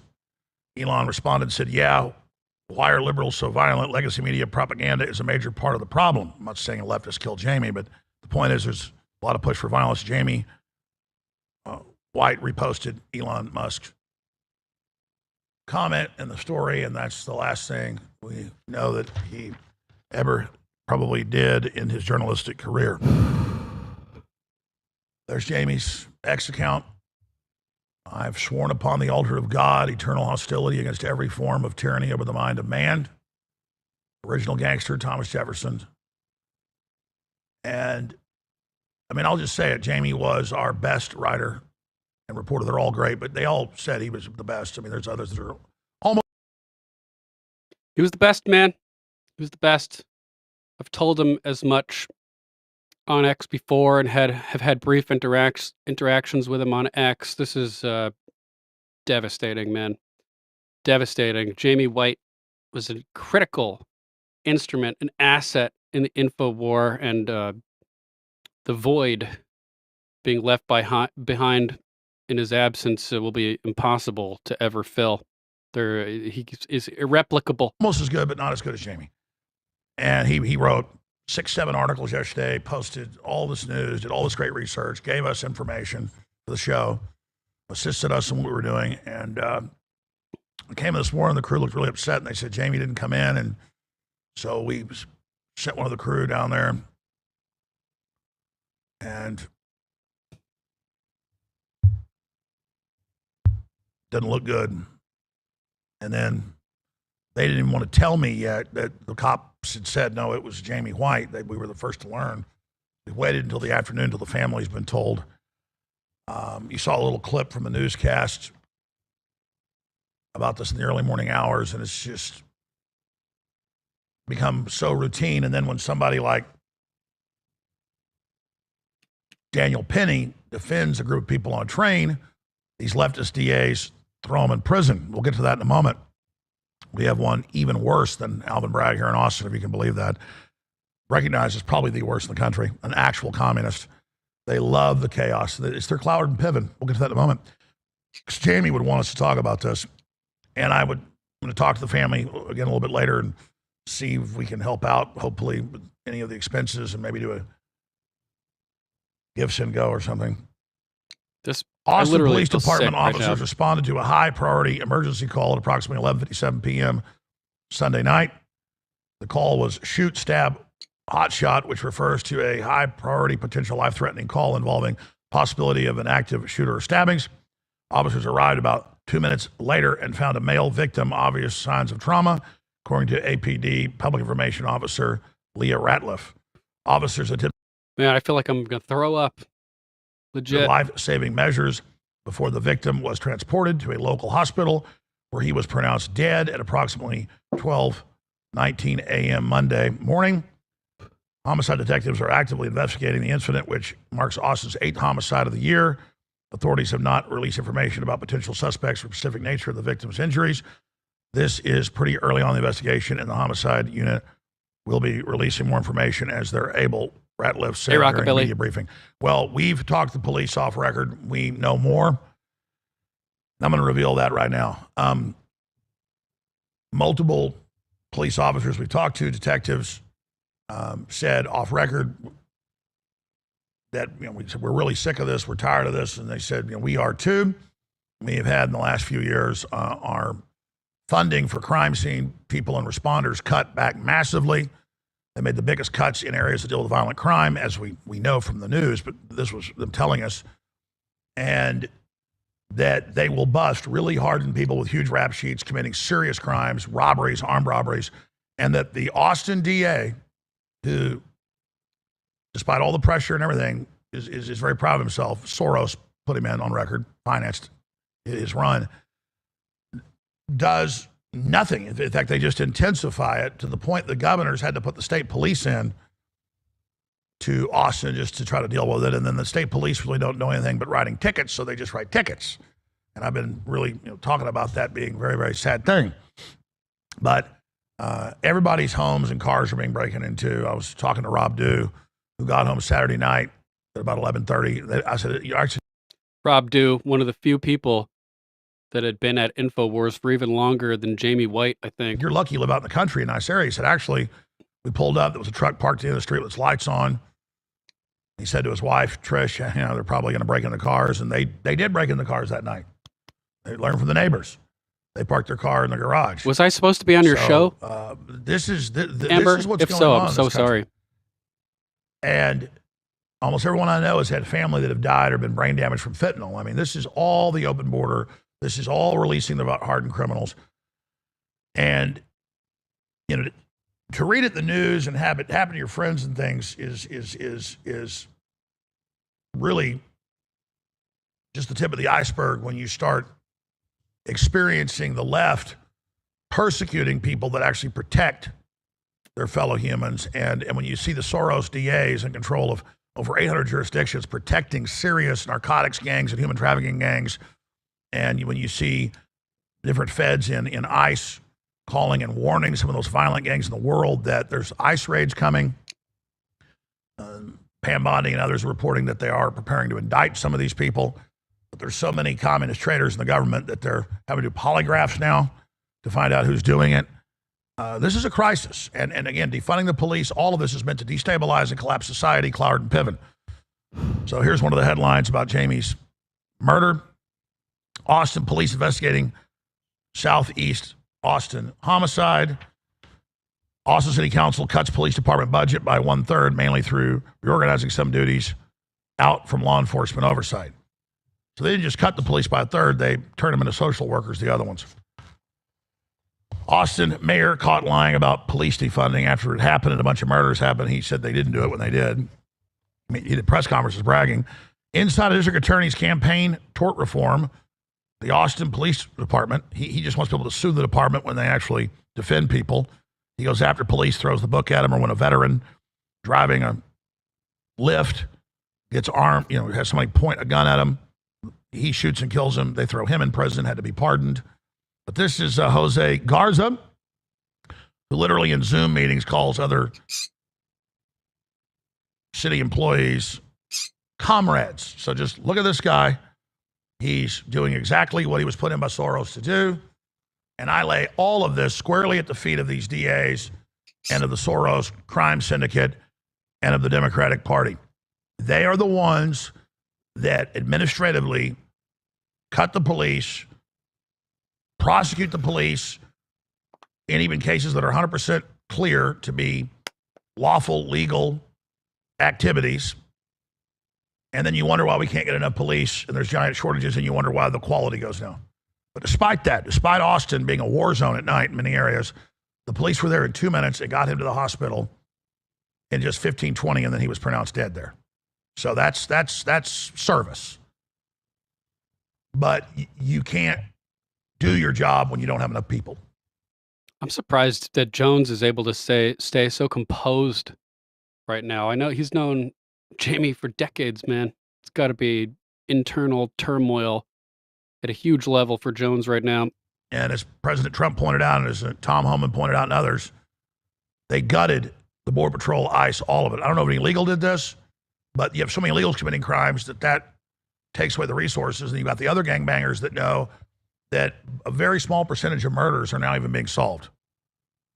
Now, the police did tell us that they have some suspects, and I'm going to leave it at that. They didn't want to tell us whether it was a stabbing or a shooting. I can just tell you that from the amount of blood I heard, it was serious. They were there scrubbing his blood off the ground when our folks got there. And if any listeners ask us why we didn't get any video of it, we're not going to just use at that point. It's too emotional. The InfoWars crew is really torn up right now, and most of the reporters didn't even ask, but we sent them home.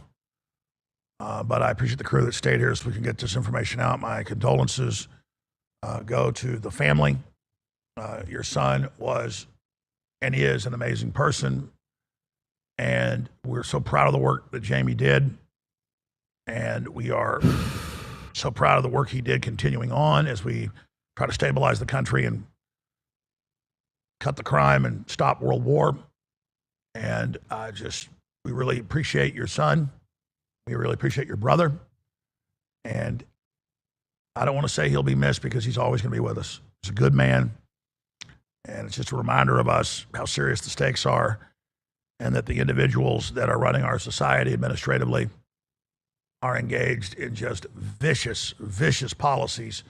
I mean, you could say Soros and these DAs defunding the police 4 years ago didn't know what they were doing, but of course they did. And then same thing in Europe. But now that it gets worse and worse and worse, they know exactly what they're doing. And they're trying to make life miserable. They're trying to break our morale and will. But Jamie was such an upbeat guy, so positive, such a beautiful soul, and his soul lives on forever, and we know it's in God's hands. So from myself and the entire InfoWars crew, we'll put Jamie's X account back up. Hopefully we can get the codes to it and give it to his family. I know Elon doesn't let people, when it makes sense, continue on an X account when somebody's deceased because it's a personal account, but maybe the family gets involved. We can make a memorial for crime victims and use the fact of his advocacy for crime victims, which was a big thing he did, and exposing just the incredible. I mean, I remember just a few months ago talking to Jamie about an article he'd written about crime exploding under Biden, and just him shaking his head and just saying it's terrible. And just yesterday, I was telling my family and everybody needs to start carrying guns. If you don't know how to use a gun, everybody needs to get a gun. And you're not going to be protected in 800 plus cities and jurisdictions the Democrats run. They're monsters. And so to the globalist, and the same thing's happening in Europe and other areas, you murdered Jamie White. You opened the door. You created the climate. You created the conditions on purpose. George Soros, Alexander Soros, you murdered Jamie White. Joe Biden, you murdered Jamie White. Democratic Party, Hakeem Jeffries, Al Green, you murdered Jamie White. It's pure evil! And we're not going to forget him. And we're not going to forget last Tuesday during Trump's address to Congress how you wouldn't stand for the little black boy who's been battling cancer for 5 years and had 13 brain surgeries. You wouldn't stand for Laken Riley's family when she got kidnapped, tortured, and murdered. You wouldn't stand for her. You sat there like a bunch of demons because that's what you are. And you know exactly what you're doing. You're at war with this country. Ilhan Omar, all of you. You're the ones that support this. Governor Tim Walz, defunding the police, cities Lex burned Rex, down. His wife saying, I love the smell of burning tires. Welcome Open the to the windows show. up while people are getting killed. These are sick, degenerate, evil people that know what they're doing. And they aided and abetted. They are accomplices to the murder of a great American and InfoWars longtime veteran reporter, Jamie White. And I know what Jamie would want. I'm going to talk to the family, but we should not just drop this and dust ourselves off and forget about Jamie or all the other victims. It needs to be Jamie White's dad or sister at the State of the Union. And President Trump needs to point his finger at the Austin scumbag DA and say, you little monster, you are responsible. Jose Garza just as much as the person or people that murdered our reporter. He won't be coming home to his family again. He won't get to live out the rest of his life. Now, cut short a young man because of you communist globalist scum. And I promise this to Jose Garza and the rest of the occupational government we've got here in Austin, Texas. We're going to take our country back peacefully. And you're going to be held responsible, civilly and criminally, if I have anything to do with it. And I'm asking President Trump and Elon Musk to look at this case because it's so important. A journalist, a patriot, murdered, literally murdered by the Soros government and the Democratic Party right here in Austin, Texas. God bless you all, and God bless Jamie White. Rest in peace, Jamie. Man, I'm so glad that Alex didn't include an advertisement in this episode, this release. I was worried there was going to be an ad at the end, and that would have been distasteful. I think he handled that pretty well. Jamie White was a fucking champion. No less. If I had a skylight, I would do a one man, one gun, 21 shot salute. But I do not have a skylight. So you'll just have to take my word for it. Rest in peace, Jamie. We will continue your legacy. Man. If you guys haven't already, head over to the Amber May Show. Thanks, Amber May, for hanging out with us today. I'll look forward to coming on your show as a guest sometime in the near future. The Amber May Show over on Rumble, rumble.com/c/The Amber May Show. Make sure to go and give her your follow today. Let's jump into our next topic from Zero Hedge. Crock of shit. Demon Rat representative, Mama Mac, Jasmine Crockett says, quote, entering the USA illegally is not a crime. Imagine trying to wrap your head around that level of doublespeak. Doing something illegally is not a crime. Just think about that. Viewers of MSNBC and CNN have recently noticed more frequent appearances by representatives Jasmine Crockett and Alexandria Occasional Cortex, with the Demon Rat Party lacking clear leadership in a rudderless motion, still confused about how many genders. Its strategists are testing the waters to determine which unhinged and crazed progressive lawmaker will be the party's new face. So here she is, making the most insanely idiotic statement of all time. You're all about to be dumber for having heard it. It is not a criminal violation to enter the country illegally. It's not a criminal. It's a crime. It's not a crime, which is why they're so frustrated, because they really want our local law enforcement to go out and round up people when they could be looking out for the murderers and the sexual abusers as well as the robbers. They want them to go and round people up on civil accusations. And so that it is a crime. Jasmine Crockett. Yes, it is a crime. C8 U.S. Code subsection 1325. Man, unbelievable that that she's that stupid to say this. Like, you literally don't understand that it actually is a crime. Thanks, Outlaw Dog. 7 shots Jamie White. R.I.P. Jamie White. Man, that has me all messed up right now, man. We're sure U.S. Border Czar Tom Homan will have some nice words for Crockett next week, whose misinformation and disinformation about immigration laws are viewed as a crock of shit. Based Mike Lee saying, yeah, it's literally a crime, giving the subsection of U.S. Code under federal law, entering the U.S. illegally is a crime punishable by imprisonment. Unlawful entry can lead to both criminal and civil penalties. Libs of TikTok posting the information as well. 8 U.S. Code subsection 1325, improper entry by alien. I think that pretty much describes the situation accurately. So these people are just completely disconnected from reality, and gender is not the only way.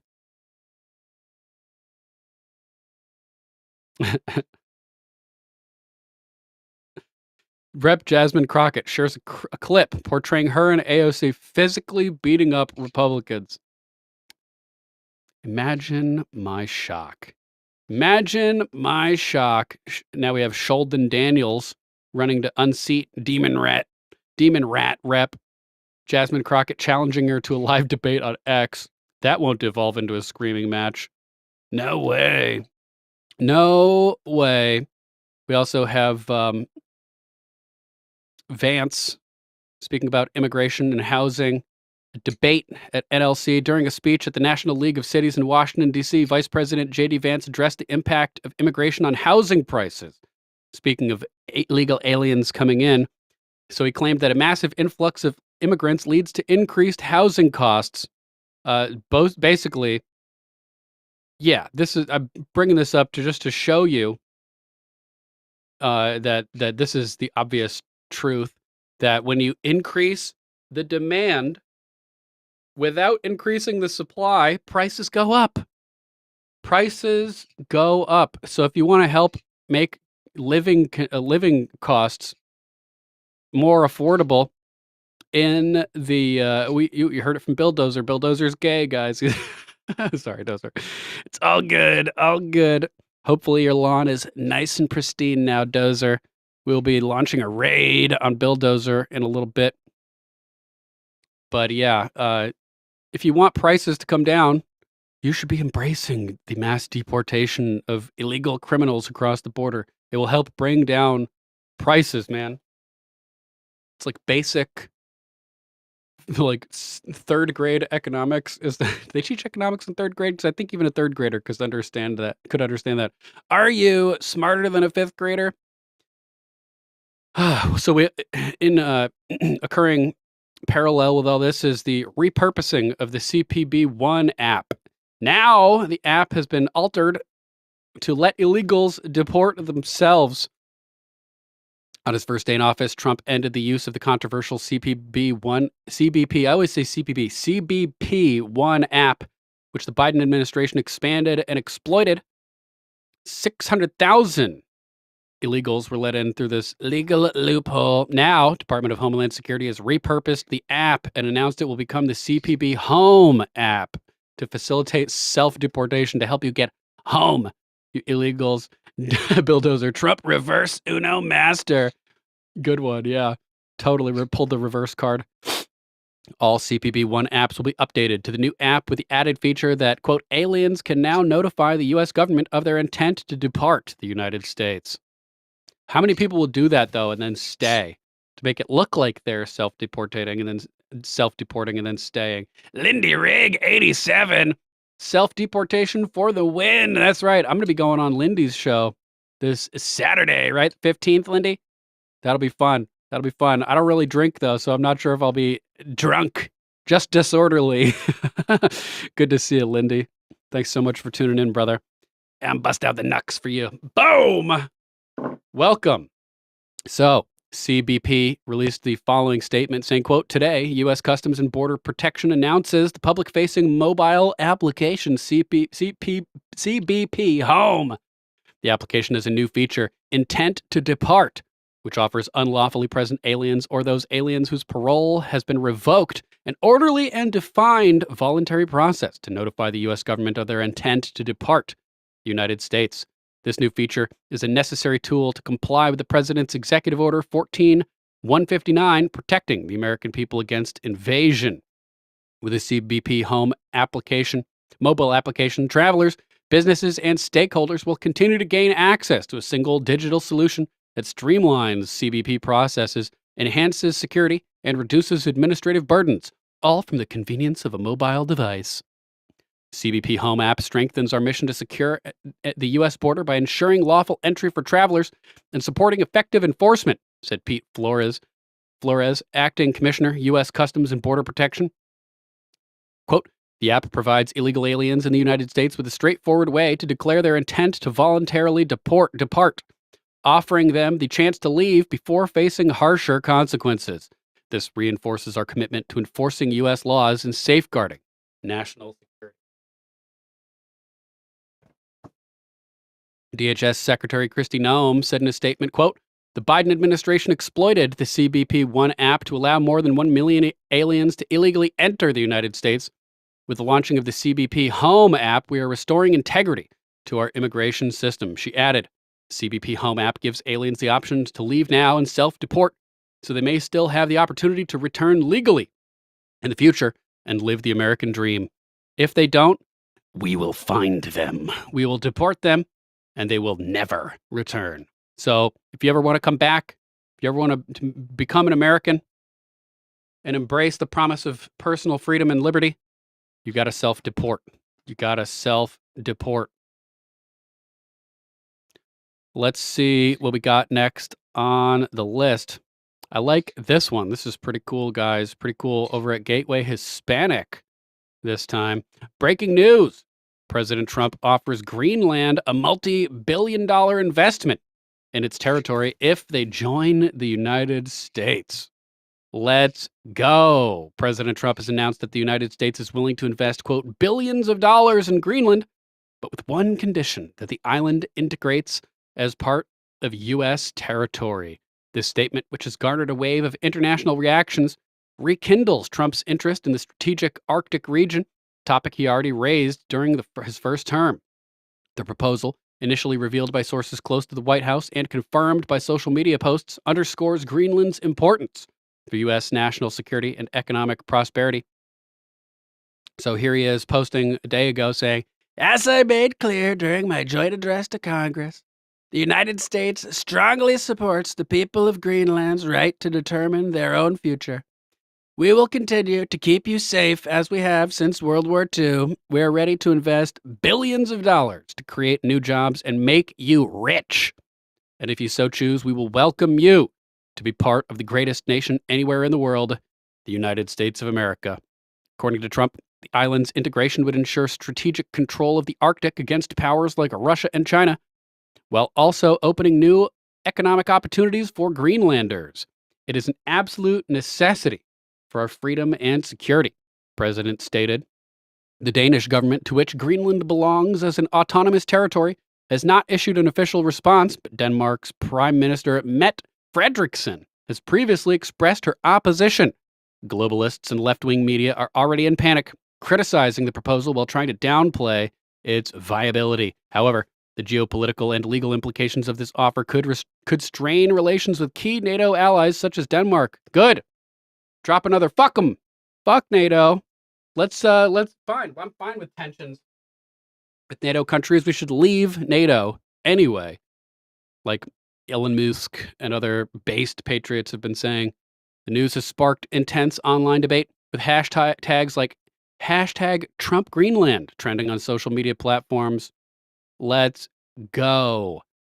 Let's go. One way or another, we're going to get it. Fuck yeah. Fuck yeah. Let's see. Here's another post about it from Zero Hedge. Apparently, Greenland has elections coming up. U.S., Denmark, or independence. Greenland's upcoming elections have gained global attention after former U.S. President and current U.S. President Donald Trump expressed interest in acquiring the territory. While most Greenlanders favor independence, they rely heavily on Denmark for economic support. 3 of the 5 political parties support independence, But the path to full sovereignty requires a deal with Denmark, a Greenland-wide referendum, and approval from the Danish parliament. Normally, the elections for the 31-member Inatsisartut, the Parliament of Greenland, would get scant attention. The world's biggest island, with a population of just 60,000, is rarely in the news. It's bigger than Australia, man. It's huge.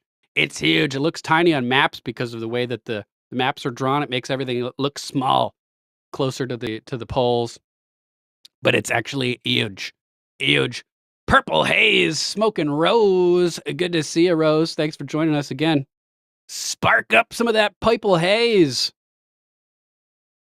That changed in January when incoming U.S. President Trump expressed an interest in taking control of the strategically located and resource-rich territory. Let's go, man. 51st state, new territory. It would be pretty badass. Would be pretty badass. Oh, we already covered this topic, but here's another article about it if you want to check it out. Bloodbath. Trump's administration ousts several top career officials at the DOJ, including at least 3 national security officials. National Security Division completely gutted. Actually, we didn't cover this yet. My bad. This was from Saturday. The Trump administration carried out a, quote, red wedding on Friday, firing several deep state officials who have sabotaged the United States for years. This article is by Cullen Linebarger over at Gateway Pundit. And if you don't get the red wedding reference, watch Game of Thrones. And get the tissues ready, man. Get the tissues ready. I won't spoil what happens, but it hurts. As Washington Post reported, Jeffrey Ragsdale, the head of the Office of Professional Responsibility, and Liz Oyer, the U.S. pardon attorney, were part of the carnage. Tara Twomey, the head of the Executive Office for U.S. Trustees, which oversees the administration of bankruptcy cases and private trustees, was also shit-canned. Ragsdale informed his colleagues of his termination in an email obtained by WAPO. Quote, I was advised this afternoon that I am being removed effective today, he wrote. He then thanked his colleagues for their, quote, hard work and said he would miss them. Loki. What is Loki doing? Why are you so obsessed with going underneath the desk, Loki? What are you trying to find under there? You just want to nibble on my toesies? Feel like a gust of wind down there at my feet. And the feathers rubbing up against it. Hilarious. Oh, man. So, Office of Professional Responsibility conducts internal investigations regarding possible misconduct by prosecutors. Yeah, we need a guy who's on our side doing that job. So, good riddance. Get him out of there. The other lady was involved with the pardon, Office of Pardon, advises the president in exercise of executive clemency. So this individual had a potentially big role in all of the pardons of murderers and crackheads and insider traders and all kinds of stuff. Holy balls, we got Titty Peen Gal in the chat. Titty Peen Gal. Love that name. Love that name. Good to see you, Titty Peen Gal. Welcome back. I know who you are, Titty Peen. Titty Peen Gal. Oh, man. Name is hilarious. So, this is good. This is good. Get him out of there, man. Get him out of there. Oh, I feel feathers on my feet again. Loki, it's just, won't take no for an answer today. All right, next, we got a story about Romania. As democracy dies in Romania. After winning in December, Georgescu now is banned from the May presidential election. But the left loves democracy, guys. They just love democracy, don't they? Don't they? Is Romania the canary in the death of democracy coal mine? It's definitely one of them. There's a lot of dead canaries. Luckily, Loki's not a canary, though. After today's news, that canary, along with democracy, is well and truly dead. In a stunning turn of events that we have a feeling could backfire disastrously on the elite establishment, Romania has banned far-right frontrunner Călin Georgescu from running in May's presidential election. He already won an election and they overthrew the election, man. They overthrew it. Canceled it. Canceled the will of the people. In a move that could worsen the political turmoil in the country now, they've banned him from the election entirely in May. The Bucharest-based Electoral Bureau invalidated Georgescu's candidacy, spokesman from the Bureau said on Sunday. It received more than 1,000 challenges to Georgescu's candidacy, mostly related to his so-called anti-democratic and extreme stances. So somebody's anti-democratic, so you kick them out of the federal election so that there can't be a democracy in picking the next leader? You're the anti-democratic scumbags. Talk about projection. This decision, however, still can be appealed at the Constitutional Court. Not like it'll make a difference. From what I hear, the U.S. loves to pull strings in Romania, the sex trafficking capital of the world. There have been accusations that the U.S. was behind the Tate brothers prosecution in Romania as well, interestingly enough. So the decision to eliminate Georgescu from the May 4th presidential race, may the 4th be with you, will likely deepen Romania's anti-establishment mood and benefit the, quote, far right. Polls showed that had Georgescu run, he would have garnered between 40 and 45% of the vote in the first round, giving him a real chance of becoming Romania's president. Georgescu submitted his candidacy for May's election as an independent, reminding voters of the utter farce he has been through in the last couple of months. Quote, everyone is watching Romania and how the corrupt system acted, said Georgescu on Friday, adding that he thought it's impossible for his name not to be on the ballot's list of candidates. Quote, they can't afford to repeat the mistake. Well, they did. Insane, man. Insane. Following their decision, the Black Sea bordering nation tumbled into its biggest political crisis since the collapse of communism. The decision has also buoyed the success of Romania's extremist parties in a country already disillusioned political mainstream, prompting massive protests nationwide. If we met at midnight in the hanging tree, are you coming to the tree? They strung up a man, they say we're running free. Strange things that happen to you, stranger would it be? We met at midnight in the hanging tree. Are you coming to the tree? Death and call, our foreheads on to feet. Strange things that happen to you, stranger would it be? Boom. Massive protests. People infuriated. The corrupt Romanian government's move here. Killing democracy in the cradle. Insane. Barred from appearing on mass media. Forbidden from creating social media accounts. It said 2 weeks ago, the prosecutor's office had reportedly imposed the following restrictions on Georgescu and his campaign, barring him from appearing on media, forbidding him from creating social media accounts. Insane! A Romanian court press release cites, quote, attempted incitement against the constitutional order, aka a coup, quote, spreading false information. Oh, so you're the arbiters of truth now? As well as, quote, false statements on campaign funding, and links to, quote, fascist, xenophobic, and anti-Semitic organizations. The second you hear those things all combined, you know that it's bullshit and he's on our side and that they're just lying about him. Throwing ad hominem attacks to distract from his actual positions in the tactic widely used and that was actually part of the Communist Party handbook back in the day, as we played before. Here's a clip of G. Edward Griffin talking about it.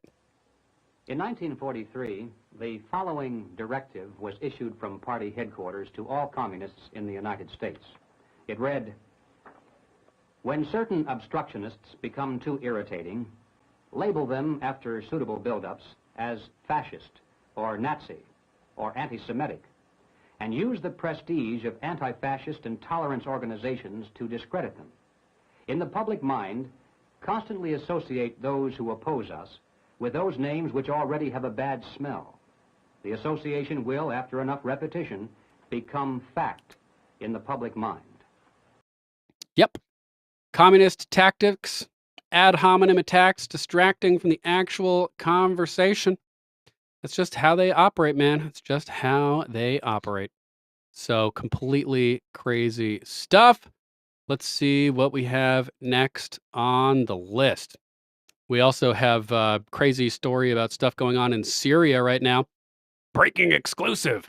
Western corporate media totally silent on Western-backed al-Qaeda engaging in mass ethnic cleansing in Syria.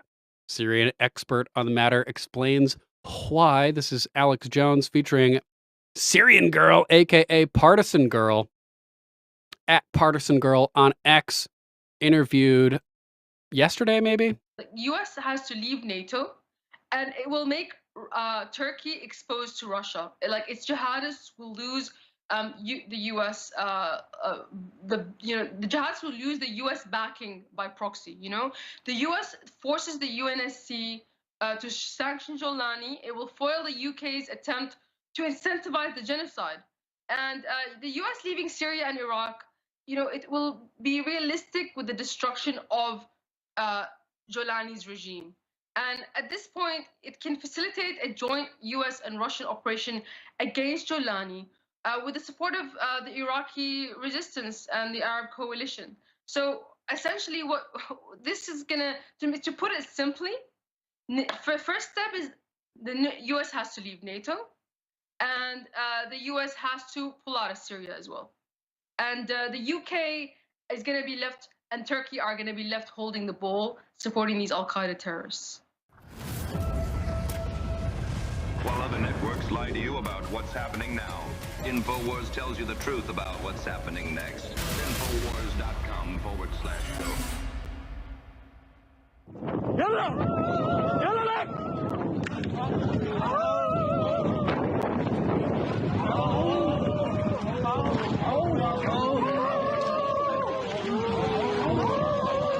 Me too, Bryce. Me too, buddy.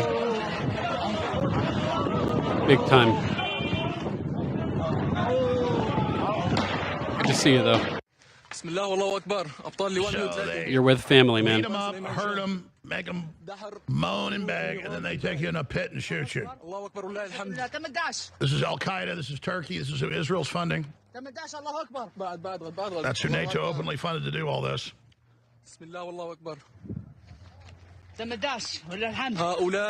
Channel 2 Action News. Love you too, buddy. Boom. Hope you had a good weekend. Aram Suzli, Syrian girl, been coming on the show for 15, 16 years. Really knows her stuff. She's a scientist. Yep, she's been coming on as a guest ever since I started watching back in like 2009. I think it was like the first time I remember her being on there. And she is lives all over the world, Australia, you name it. A reporter as well. At Partisan awesome. Girl on X, Syrian Partisan Girl on YouTube, Telegram, Syrian Girl Partisan. Hope She's so. a Hoot journalist holla. covering geopolitics and the war in Syria. She's currently working, and it goes on from there, international media. She's also an eyewitness about the COVID-19 measures That's right, being Ed. implemented. She's a vaccine developer, actually, so really an expert on that as well. So Syrian Girl. Didn't know that. When NATO and Israel and the U.S., before Trump got in, overthrew Syria, you predicted all this mass murder, but CNN, endless things about made-up war crimes. Was never any evidence of Assad. And this guy's the former leader of Al-Qaeda, but now he's good. And you said, no, they're going to ethnically cleanse everybody, the Christians, some of the Muslim minorities, the Alawites. Now it's happening. I literally have so many videos, it makes me sick. Dozens and dozens of them killing people, dragging people behind cars, raping people, murdering people. Insane footage over the weekend coming out of them, just truckloads of people just lighting up this building, just firing rounds indiscriminately into this building. It was insane stuff. Right? Anybody who saw those videos probably gonna have the clip in here, I imagine. Killing people in mass graves after they humiliate them. These are some very, very sick people. Let's go ahead and roll the video with audio of this clip. Here, let's go ahead and this is where they transport you to a mass grave. Here we go. Show this.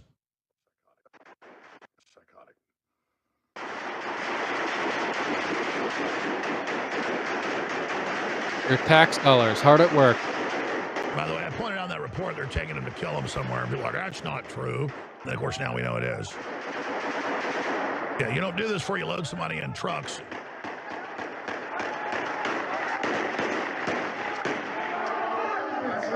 And they're getting off on just shooting bullets in the air and terrorizing people. They get off on the fear, makes them feel big. All right, Syrian girl, wow.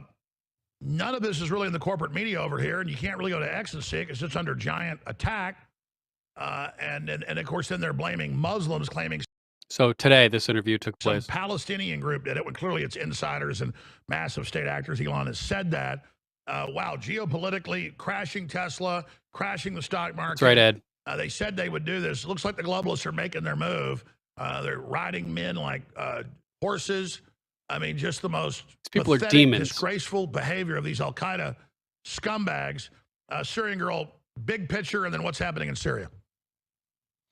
Thank you so much, Alex. Thank you so much for having me on over the years. You have actually been someone, like, we were right all along, and you were the only person reporting and predicting and allowing me to speak about this for, as you said, many years. I can't take credit for research on any vaccines, I'm afraid, but I do oppose the COVID vax rollout. I did work for Pfizer once, and I quit because of their... Sure. I wasn't saying you made the Pfizer vaccine. I must have Phil Pinchot. Good to see you, Phil.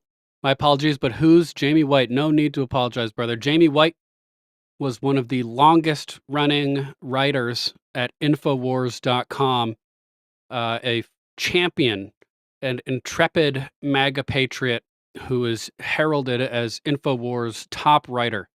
Been a consistent presence, invaluable presence at InfoWars since I first found out about InfoWars in 2008. And he's just been a mainstay, one of the linchpins of the InfoWars operation. Tragically, he was murdered Sunday at midnight-ish. Assailant is unknown at this point, but there was a lot of blood. He was pronounced dead at the hospital after a rapid police response time in a massive, massive tragedy that is just it's horrendous, man. I got another video. Looks like it's a tribute to Jamie. We'll play that coming up shortly after this one. I misunderstood your bio because I remember you saying you'd actually worked in those companies. Yeah. Just in case someone calls me out on it later. But you are a scientist, right? I am a chemist, and I did work for a pharmaceutical industry, for Pfizer, in fact. All of that is true, and I did quit, and I do oppose their rollout. And of course, in Australia, you know what happened to us over here. But I again want to thank you, and I hope. Listen, you've survived this long. I know you're going to survive more. So let's get to the story. It's a good question, Wiley. It seems like we helped fund this. You know, any leader that is trying to do good stuff for their people, like going against the banking systems, like Saddam and Gaddafi, who was trying to set up an African gold-backed central currency. They have to smear and murder and overthrow as part of this global banking takeover. So seems like we funded this, and it could be used to bait Trump. Who knows what the motivations of the CIA are? Super sketchy stuff, nonetheless. Yeah, this is what we said would happen. Al-Qaeda's taken over Syria. Anyone saying it's Palestinians, like, they don't know what they're talking about. It's Chechens, it's Uyghurs, it's Turkmens, it's like, you know, the Chinese Uyghurs. It's it's basically all over the world.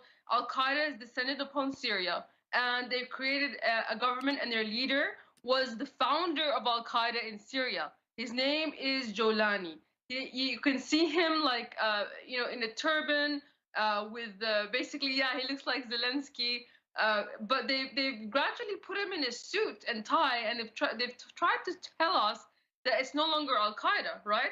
And so, you know, for the first few months, they're like, hey, you guys predicted sectarian killings of minorities, and that never happened. Like, but they couldn't hold it in. Like, it only took a couple of months. They were supposed to try to hold it in until sanctions were removed, but they just couldn't. So essentially what's happened is the people that are getting killed are of minorities, including Alawite Muslims, which are related to the Shia sect of Islam, and Christians, but also any Sunni Muslims that have like You got it, actually Bryce. housed people and protected them, those families have also been killed. People are being killed inside their homes. It's women as well, you know, it's women and children. But a lot of the time it's just men. They've just rounded up and decided to kill basically all the men, and old men as well. I mean, I saw the videos. There's hundreds of videos online. They're filming it, and the thing is that, like, I just, you know, full disclosure, I am part of the Sunni sect of Syria, which is the majority sect. But we're not the Wahhabi Muslims that have been imposed on us externally, because the CIA had decided to do Operation Timber Sycamore and give guns to these guys, because Israel decided to implement the Oded Yunon Plan of 1982, which will cause a sectarian war in Syria and end up dividing it. And you know, Netanyahu And by came the way, out. Israel doesn't even hide this. They used to hide it. Israel and then meanwhile destroyed all the infrastructure so these guys could take over. Yep. Here's some of the footage I was talking about. Kosher at Kosher Cockney posting, "This isn't Gaza. This isn't Judea and Samaria. This is Syria." Last night, Arabs murdering other Arabs, depending on what type of Arab they are. And he's saying, why isn't mainstream media all over this? Oh, yeah, right, because they can't twist it and blame the Jews, except Israel is like super, super involved with this whole thing. Let's take a look at this insane footage. Looks like Call of Duty.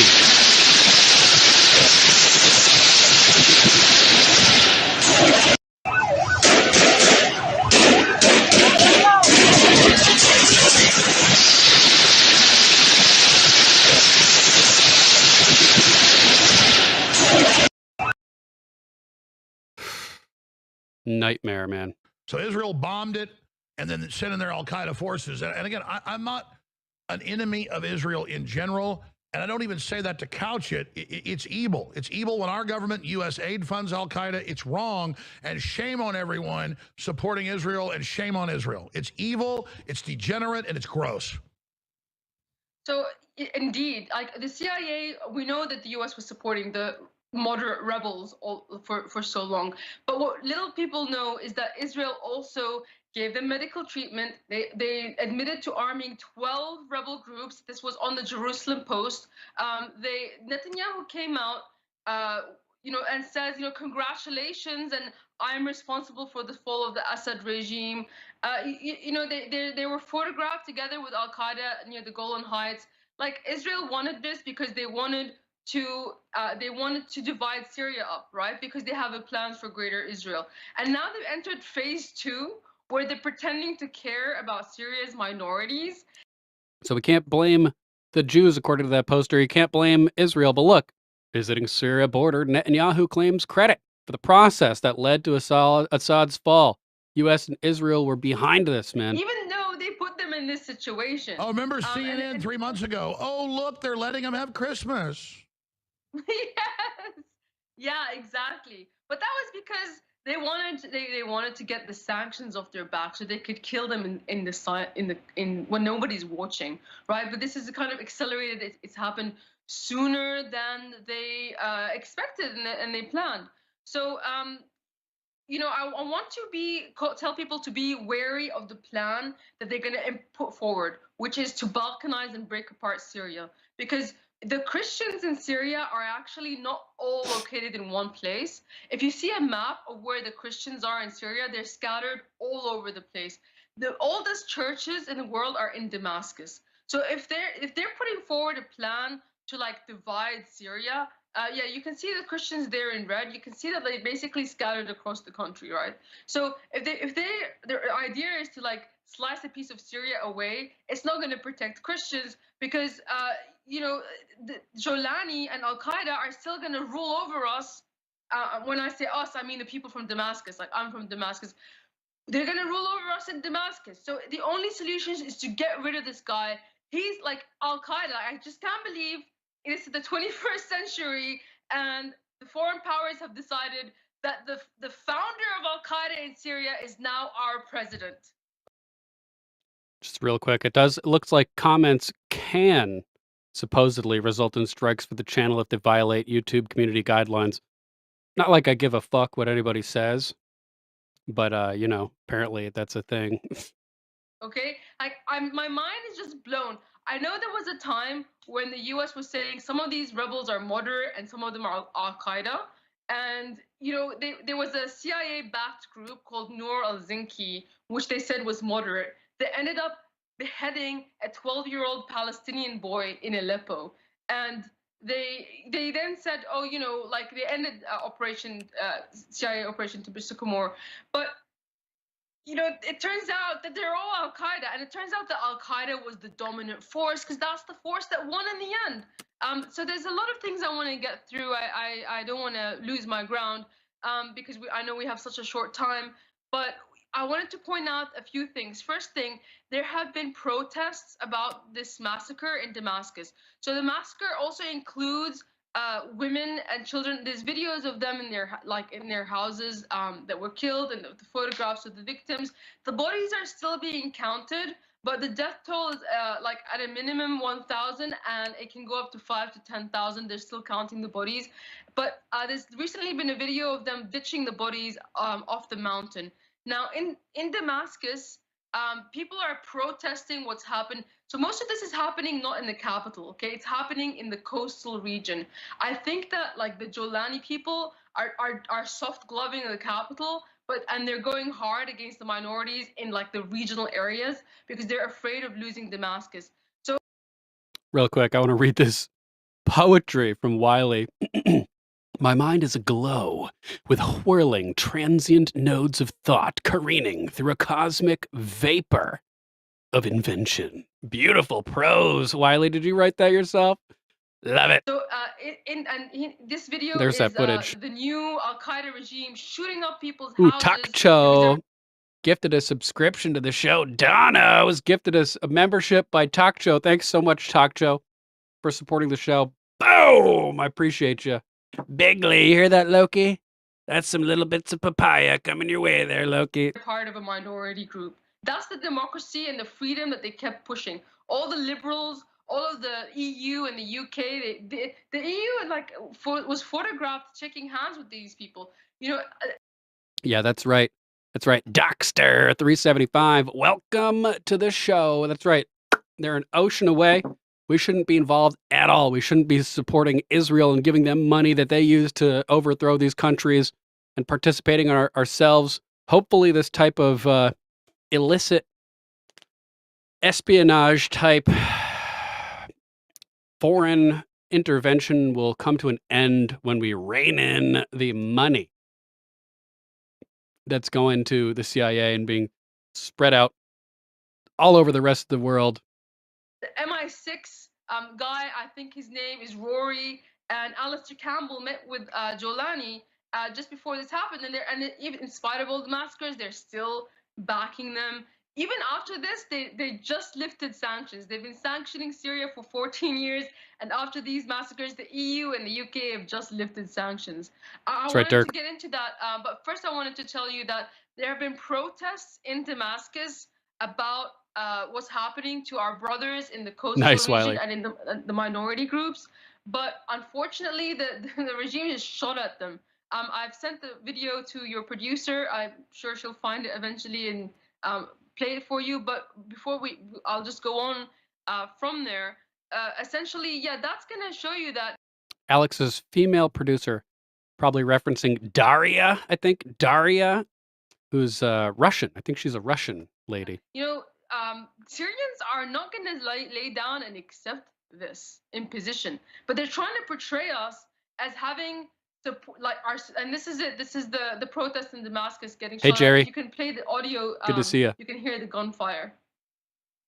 But essentially, we will not accept this. I mean, it's been 3 months under Al Qaeda's rule, and you can't put Al Qaeda in a suit and sell it to us as a president.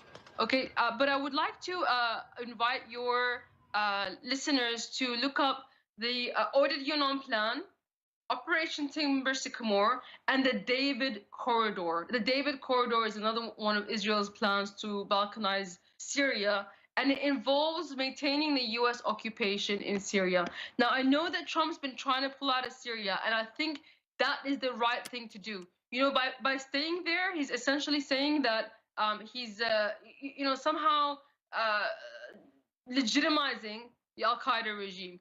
But people like Lindsey Graham are going to try to make him pull out. And the UK and the EU are actually also trying to keep him there. And they are doing their best to legitimize the Jolani regime. They would like the US and Russia to have a fight, because Russia, of course, is still in Syria and it's in that coastal area. So they've really made things uncomfortable for the Russians. I think earlier you played a video of civilians all running to the Russian base to seek refuge. So they want the EU and the UK, they want the Russians out of Syria, they want the US and Russia to fight, and they want the US to stay in NATO and keep the war in Ukraine going. Absolutely. Doxter saying, after 25 years of service to our country and paying taxes for 5 decades, losing a lot of friends, for what? For what? Hopefully, Doxter, it'll all be worth it. In the end, your friends' memories and their legacies will be carried on as we eventually will defeat this globalist tyranny. Mark my words. They want to fight. They better believe they got one. And thank you so much for your service, Doxter 375. Sorry that you lost friends in the process, but take heart, because we will win this. We will win this. Their deaths will not be in vain. They will not. That's exactly why they're going to push Trump against this, and that's exactly why they're going to support Al-Qaeda. And they don't want any witnesses when they ethically cleanse the Christians and other minority groups. No, and they're painting just a like lot the of Clintons stuff. did in Rwanda. They want to have a nice, quiet mass murder. Absolutely, and their media, even the EU, made a statement that said, "Oh, we condemn Assad loyalists and any civilian deaths." So this is on their Twitter. So they didn't point out that a gang of Al-Qaeda marauders were literally slaughtering people in their homes, making like old men bark like dogs and beg for their lives, shooting farmers, unarmed people. So, because of their religion, that's it. Whether they be Christian or Alawite Muslims, they hate Alawite Muslims because they believe them to be of a heathen sect. Now, the Wahhabi Islam people, they don't accept any other version of Islam than themselves. Wahhabi Islam is the Islam that ISIS and Al-Qaeda follow.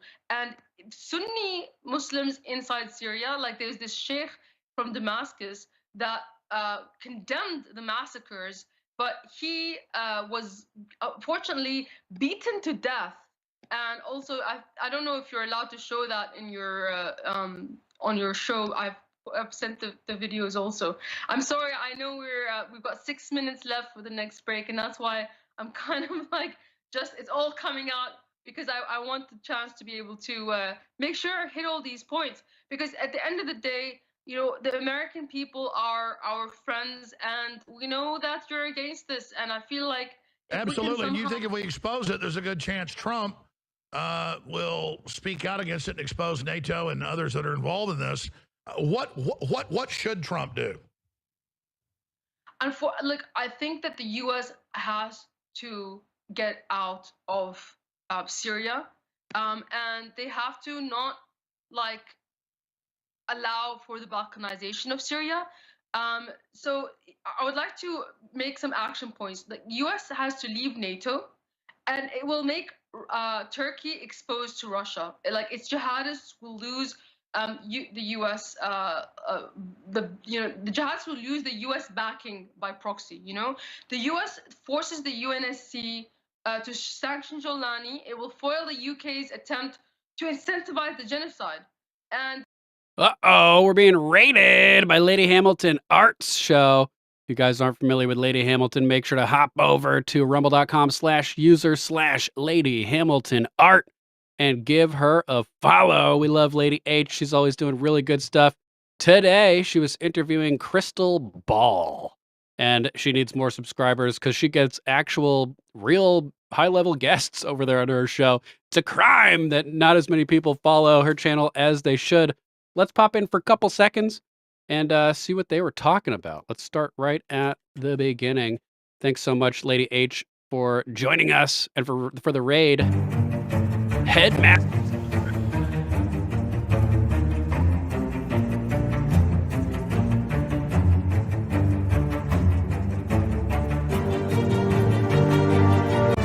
I had a little bit to the actual beginning of the content. Crystal Ball on Headmaster's Homeroom. Hello, hello, everyone. Welcome to Headmaster's Homeroom Worldview tonight. I am Lady Hamilton. It's so exciting to have everybody join me tonight. Thank you so much. I see you all lining up in the chats already. It's so exciting. Make sure you say hello so I can say hello back to you. And welcome, everybody, for this wonderful evening. We have a very special guest tonight. But before we get started, do me a favor. Everyone hit that like button, that follow button, share this out, because it's not just for me, it's also for my guests and their information and wonderful stories that we want to share as many places as we possibly can. And if you can help support our show, we love your Rumble rants, your subscriptions, your tips over on X, and also your Cash Apps. Thank you so much. We appreciate that more than you can even imagine. So I hope you guys are ready and super excited to welcome our guest tonight. Through a great friend, you guys have probably all seen this show with Bruce, right? Wasn't that an amazing show? This is an amazing individual that he has collaborated with me to be able to highlight tonight, and I'm so excited. So let's introduce her to you. Tonight in Worldview, JJR. We are going to have a wonderful discussion and sit down here with Crystal Ball.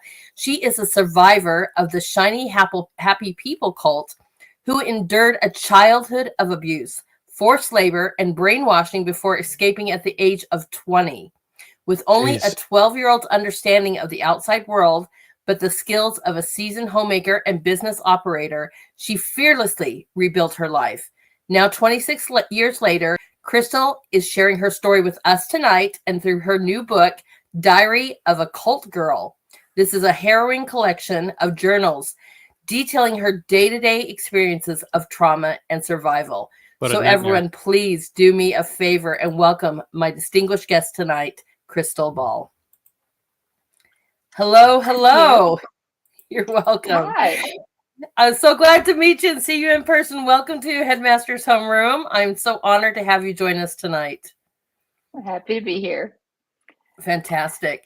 I'm excited. Well, I really shouldn't say, I'm excited to have you here, but your story is not one that we're jumping with, and I'm like, I'm just so saddened and heartened that you had to go through this life experience. But there's so many things after reading a little bit of your book and browsing through all your different interviews and so forth. I'm excited to share with everybody the story that you have to tell. Boom. Check it out. Hop over to Lady Hamilton's show. I'm going to post the link in our chat right now so you guys can check it out when you get a second. Open up a new tab, save it for when we wrap up. And I wanted to also give a little shout out to the mods over at greatawakening.win who have our episode today posted up with a pinned for over on greatawakening.win. So big thanks to anybody who's tuning in from the Great Awakening.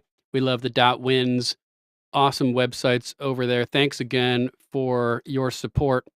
Let's jump back over into Syrian Girl's interview. The U.S. leaving Syria and Iraq, it will be realistic with the destruction of Jolani's regime.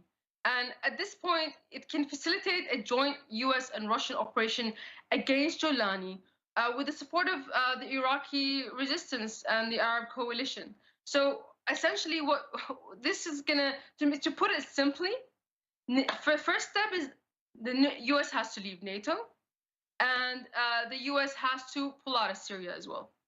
And the UK is going to be left, and Turkey are going to be left holding the ball, supporting these Al-Qaeda terrorists. Well, you're absolutely right. And I know you sent even more videos. One of the producers in here, they're working from home.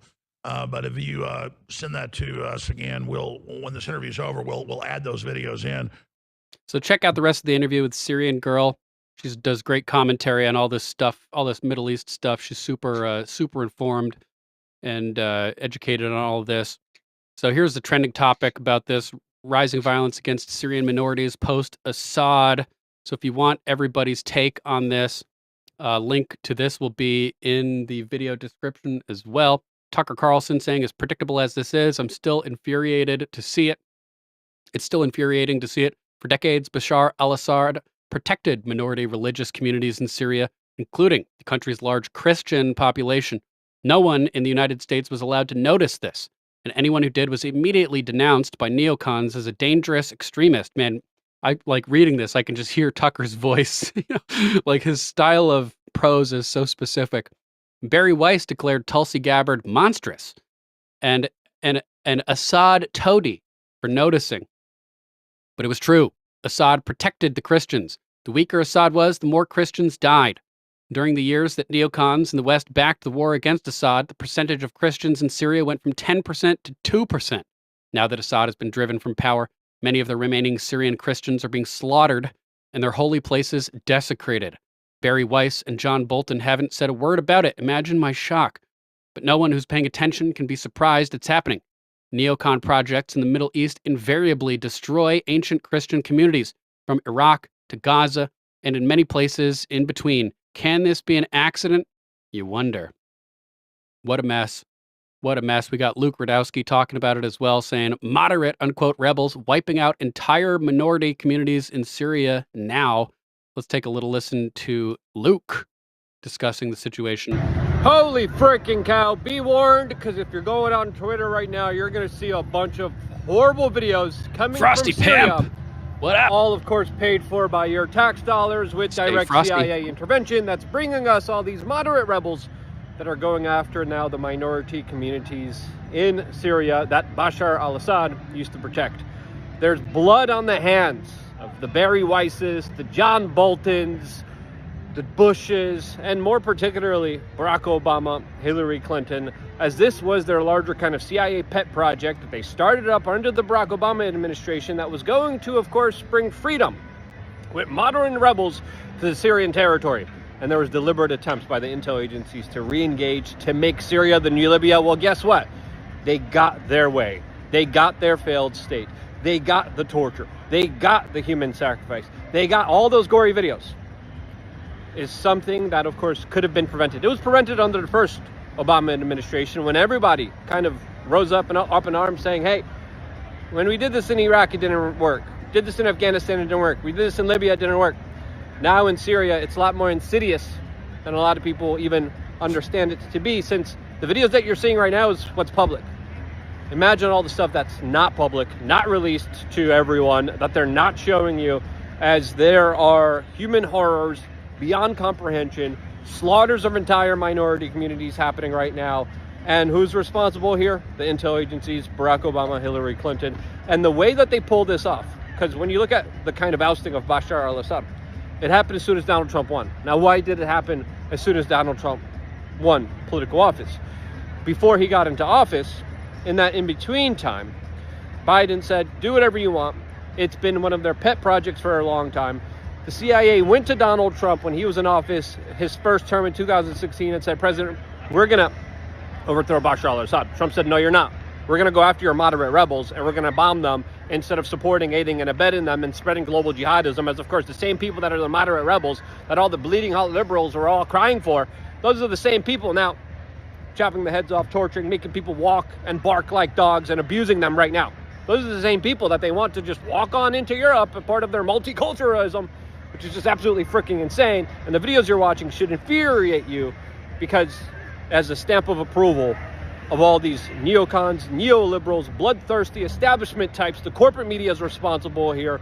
Don't forget the ousting of Syria that happened right in between that time. As soon as Trump was elected, they went to Trump in the first time. They said, hey, overthrow Assad. Trump said, nope. They did it as soon as he won election, just to show them that this is what we could do. We're seeing it today. It's absolutely horrible. Absolutely horrible indeed. Vicky D at D_Vic12 saying, "Where's the bleeding heart, human rights, liberal media? Imagine if these people's religions were switched. That's all you'd see or hear." And let's jump into some more Jamie White stuff real quick. Alex just posted moments ago responding to a Jamie White post at White is the Fury. Somebody said, "So grateful for you on the team. We love InfoWars. Say yes to truth," said this November 14th. Jamie White responded saying, "Thank you." Jones just replied to this post from Jamie in November saying, "Thank you, Jamie. We love you." Let's jump over to this video that was posted 34 minutes ago. 50, no, where'd it go? Where'd it go? Sorry, I lost it. Here we go. 34 minutes ago. Jamie White, 1988 to 2025. So he's a year younger than me. And he been involved in InfoWars since before I even found out about InfoWars. This dude was a fucking champion. American patriot. Remembering murdered InfoWars journalist Jamie White. Rest in peace, Jamie. Jamie White, been there for many years, such a good friend of mine. I remember him joking around one day and giving this to me, and I hung it up. He hung a lot of stuff on that door right there. This was his desk for breaking stuff on the news. He was up there 6-7 days a week. He was up here last night, Sunday night, writing articles and posting stuff for the show, and that's his desk. There's his hold the line hat. Articles he was writing. It just makes me sick. His supplements, I mean, it's just a joke about me, because I would always say microcarditis, myocarditis. He thought that was really funny. It's a big thing to make fun of me. I certainly deserve it. This is sick. Ben Warren, man, he was such a great guy. I tell you, I saw you walking out and I said, "Hey, why don't we say something?" Because it's surreal and there's so many angles to it. We talked to the family. They said it was okay if we broke the news. Oh, good. Yeah, no one would have known if Adon hadn't gone down there today to his house. They're really good friends. He's pretty shook up. Yeah, it's a devastating blow to us. It's so senseless for the information that's public, what I do know about the tragedy. It just makes me re-examine that word.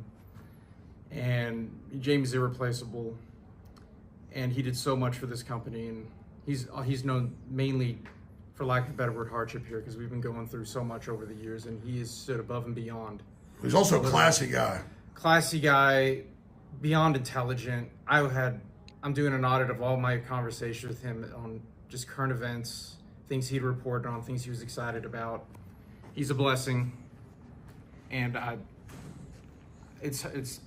I'm having to reevaluate many things over the years and just focus on what's important with this news.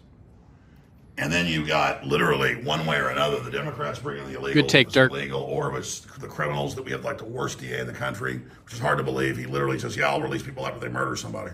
On that note, I will be following this very closely, and I really hope justice is served. And the senselessness of it, and just the nature of what happened I listened to the detective's press conference, and I have faith in them that we can get an answer and find justice for Jamie. But the police told us, they said, yeah, that since they made the cuts, we had Hashtag justice for Jamie. Justice for Jamie. We need it. Another crew member had people come in to try to break into his stuff. He didn't want to say the name. The police wouldn't even come Saturday. But that's how crazy it is. That's horrible. And it's not their fault that they literally go, "We don't have people." They showed up when Jamie got attacked. They won't say it was a gun or knives, reported blood everywhere. Died minutes later at the hospital. They got there at 11:50.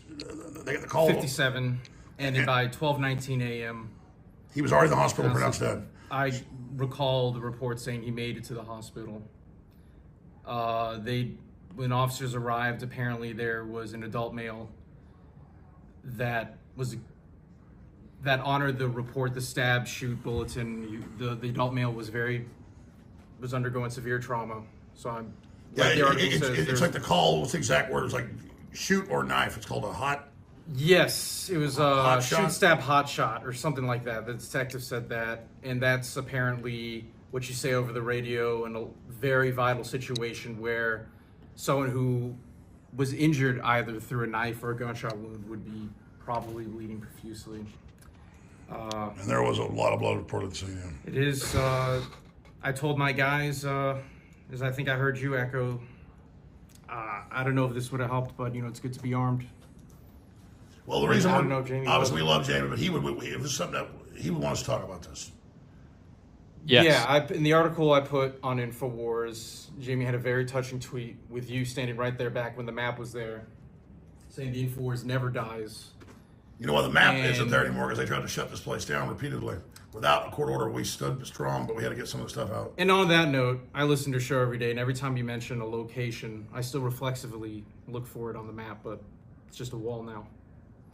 So that's kind of a lesser microcosm of just the change we saw. How close it is, and how close this fight is. And look, the cyber attacks, the plunging of the stock market coming after Musk, this is real. Yeah, we're assuming the worst of the timing of all this with the cyber attacks and the Romanian news and how it's a trigger for perhaps World War III. And Elon Musk just came out and said perhaps this attack on Twitter originated in Ukraine. So Oh, it's NATO. That's what I said on the show. I said, I bet it's NATO. Because the peace deal is going on in Saudi Arabia right now. Yeah. And he called for the oligarchs to the stolen billions in Ukraine to have sanctions. Yes. And just on that note, Jamie would love us to keep going and covering all this because, like you say many times, just we're kind of the first to touch on this and show it to people. Well, we love you, Jamie, and we're going to keep fighting. And I need to talk to his family some more. And so Crew's been talking to him. I haven't talked to him yet, but we need to try to support him and maybe create a crime victims foundation or something because we need to not forget these people like Lake and Riley with the Democrats not even standing when they talked about her last week. And these are sick people. They know what they're doing. They love it. Oh, there's a lot of evil in this world, and I will never forget Jamie, and he's a blessing. Well, we love you, Jamie. Yeah, I love you, Jamie. All right, folks, I'm going to go home and see my family. We're fighting hard up here. They're trying to still shut us down. I don't make a big deal about it. We need your support. And there's his desk. Hug your families, guys. You love that. The listener sent that in, but Jamie wanted it. Mycocarditis. Boss, is it okay if I have this here? I go, of course. Nobody finds me as funny as I do. I get it. The dumb shit I do, man. I'm real smart, but also mess up words. I speak Texan. Jamie hung a lot of this on the wall. It's true. I don't hear for you. Constantly mispronouncing things. It's one of his endearing traits. There we go. A lot of good stuff. They shut this place down still. They're still trying. Bloomberg and the Democrats front group, the Onion. And they do. This is what we're taking, these pictures off the wall. This is the valuable stuff here. It's sentimental. Stuff they make.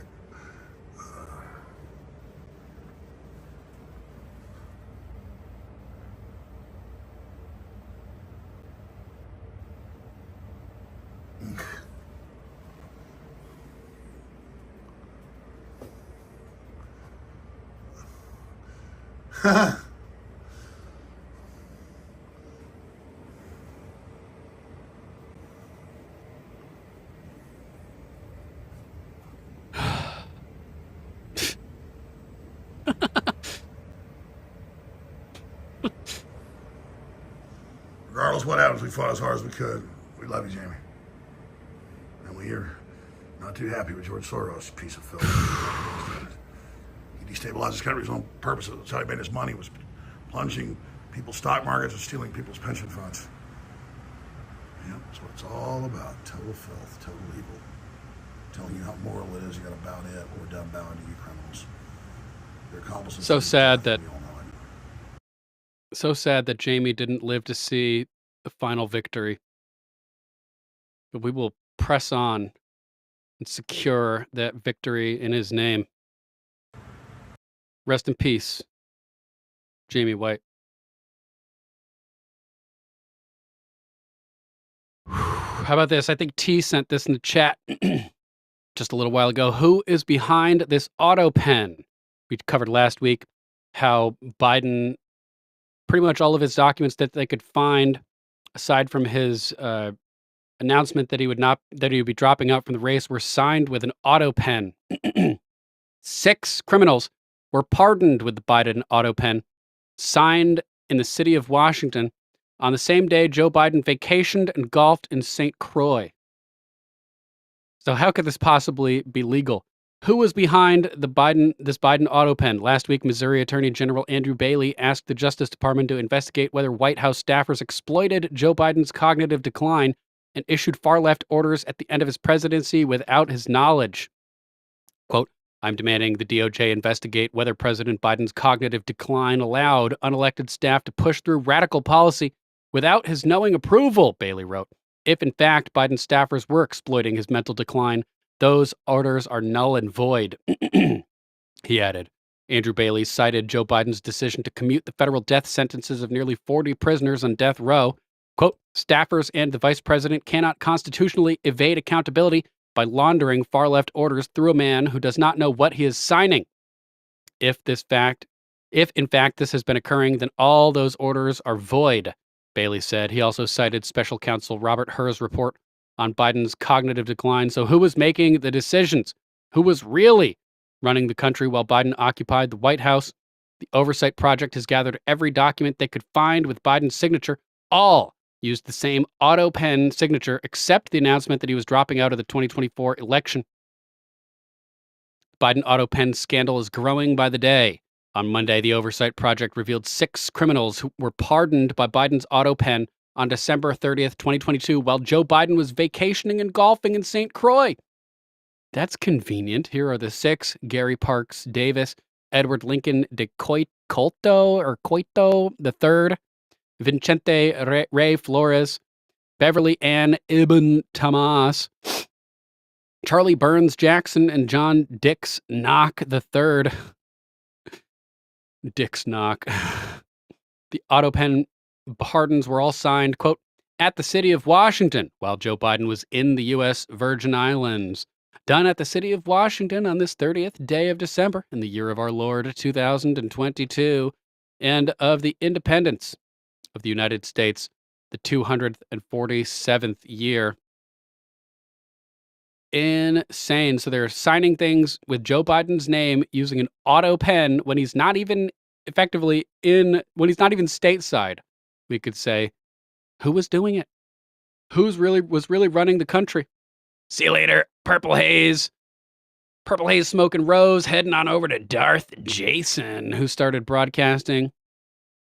If you are unfamiliar with Darth Jason, you guys will love Dark Side Radio. Great place to go to unwind after a long day of horrible news like the murder of Jamie White. You need to unwind and just chill with some MAGA patriots. They listen to music. Darth Jason accepts requests, and there's fun music and fun videos and stuff over there. So definitely hop over and check that out. Mondays, Tuesdays, Thursdays, we raid Billdozer. So we're going to be launching a raid on Billdozer in a little bit. But I do highly encourage you to tune in to Dark Side Radio as well. And any day that we're not raiding Billdozer, I'm happy to raid Dark Side Radio. Let's jump over to the next story. Trump White House releases a list of 50 wins for 50 days worth of accomplishments from Town Hall. If you want to read all the accomplishments, link will be in the description. Let's jump over and see what we got next. Just a little bit of a flashback to a video that's been out forever, but important to remember nonetheless, from Johnny Midnight at its_the_Dr. Dr. Leaked audio from days after the 2016 election. Before Trump's inauguration, Biden calls Poroshenko, then head of state of Ukraine, and threatens him with assassination if he cooperates with the incoming Trump administration. Dirty deeds. Drive to clean up loose ends. November 16, 2016, 2 weeks after Donald Trump's victory, Joe Biden is on the phone with Poroshenko. His voice tenser now than before. This is getting very, very close. What I don't want to have happen, I don't want Trump to get in the position where he thinks he's about to buy onto a politics where the financial system is going to collapse and he's going to be looked to pour more money into Ukraine. That's how he'll think about it before he gets sophisticated enough to know the details. In other words, Biden does not want Ukraine asking for more money from Trump. Doing so would cause Trump to look into the details. So anything you can do to push the Privat Bank to closure so that the IMF loan comes forward, I would respectfully suggest is critically important to your economic as well as physical security. Critically important to your economic as well as physical security. That sounds like a threat to me. And since we covered the U.S. and Israel's manipulation and overthrow of Syria, let's talk about the CIA and Israel's manipulation and overthrow of the United States. Remember the dancing Israelis caught by a bystander celebrating across the river in New Jersey on the morning of 9/11? If the dancing Israelis are fake, then how did they go on the Israeli television and admit they were in New York City to document the event? Seems like they had knowledge ahead of time about this, and they were sent there to document.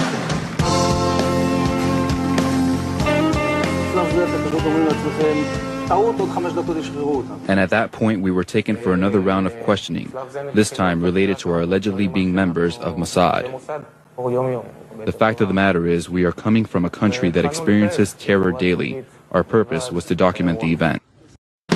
So their purpose was to document the event. They had advanced knowledge of the situation, and they were sent there to document it. A little sketchy. Here's one. What's funny is that he's never hidden the fact that he manipulates America and the Americans. Benjamin Netanyahu saying America is easy to maneuver 30 years ago, and he's still maneuvering us today. Let's take a listen to this one. במיוחד היום עם אמריקה, אני יודע מה זה אמריקה. אמריקה זה לא שאפשר להזיז אותו בקלות. להזיז לכיוון הנכון. לא יחמיר במיוחד היום עם אמריקה, אני יודע מה זה אמריקה. אמריקה זה לא שאפשר להזיז אותו בקלות. להזיז לכיוון הנכון. לא יחמיר כשאני עושים את משהו, אז הם... יש אז נניח שהם אומרים משהו. 80% מהאמריקאים תומכים בה. זה אבסורד. So America is easy to manipulate and maneuver. Good to know. Thanks, Benjamin Netanyahu, for being clear about that.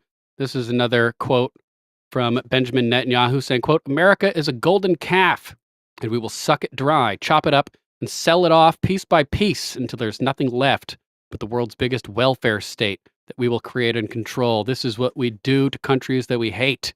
We destroy them very slowly. Very slowly, Benjamin Netanyahu, 1990. Benjamin Netanyahu, employed at the time as a Soviet agent in a covert conversation taped in 1990. This is taken from the transcript of the recording, which has allegedly been fully authenticated. So there's that, a little bit sketchy. Cut ties. America first, we need to cut ties with all these countries, man, and stop letting them suck us dry and bleed us dry. I gotta grab Loki. Give me one sec.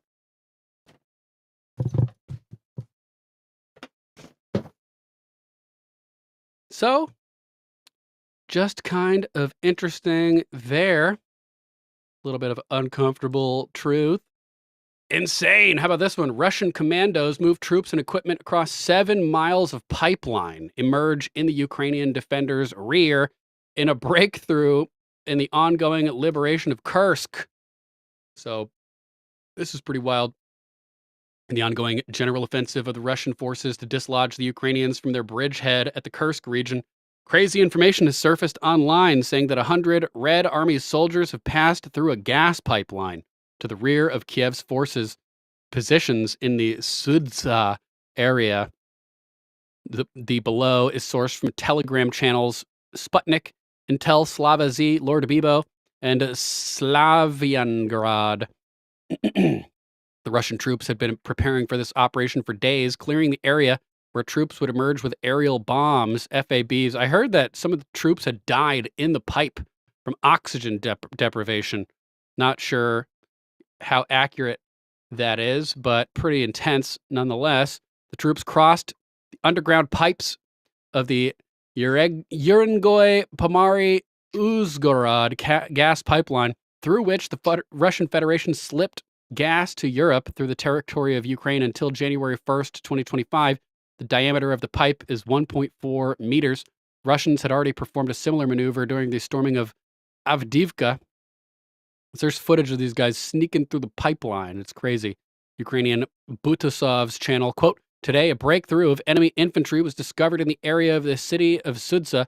The Russians used a gas pipeline to transfer an assault company unnoticed by drones and wedged themselves into our battle formations. This was only possible because Ukraine canceled gas transit to Europe through the Uzhgorod pipeline, which became empty and was used by the Russians to sneak up on the Ukrainian army's rear." Julian Ropke posting, "Fog of war is still thick, but it seems like the lunatic Russian army Sudza gas pipeline operation could have enabled a major breakthrough in the region. Next hours will show true results." The breakthrough to the rear of the Ukrainian armed forces via an underground pipeline was achieved by these guys. Here's some video. Let's hop over to X, take a look. Soldiers moving with supplies on small-wheeled pipeline carts towards Suzda. So we've got crazy footage of these guys sneaking through the pipeline. Если хочет останься просто так. Мне кажется, что мы в гору идем. Да, чуть в гору. Crazy, man. Super, super crazy. Sneaking through the pipelines. Pretty crafty. Pretty crafty, I will say. Damn. Super insane stuff, man. Super insane. Let's jump to our next topic.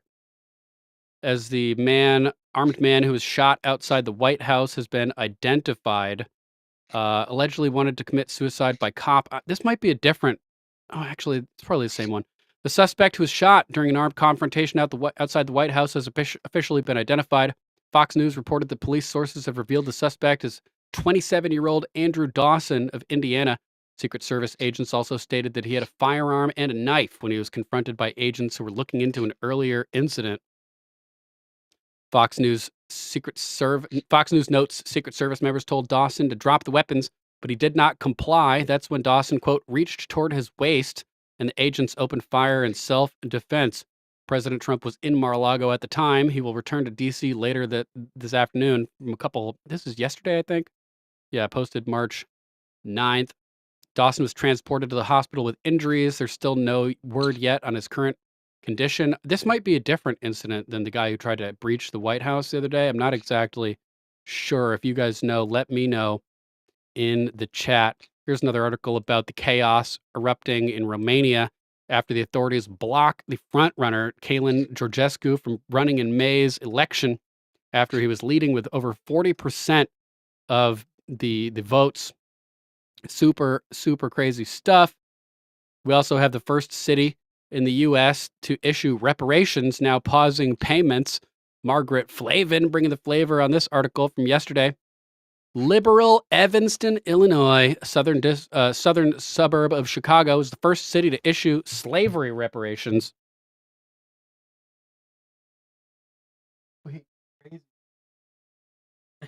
Sorry, Loki's crawling around down there again.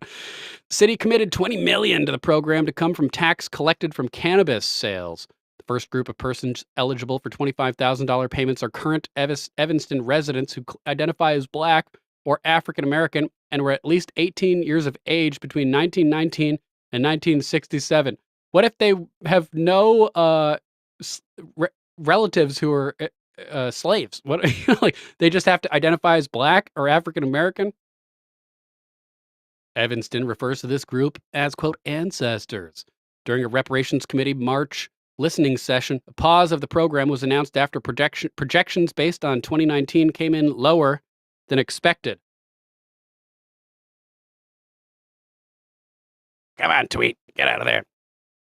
Reparations chair Robin Rue Simmons shared, quote, when we made that projection in 2019 based on the interest and activity within the industry and our zoning, we expected that we'd have 3 dispensaries No luck, so they're pausing the payments.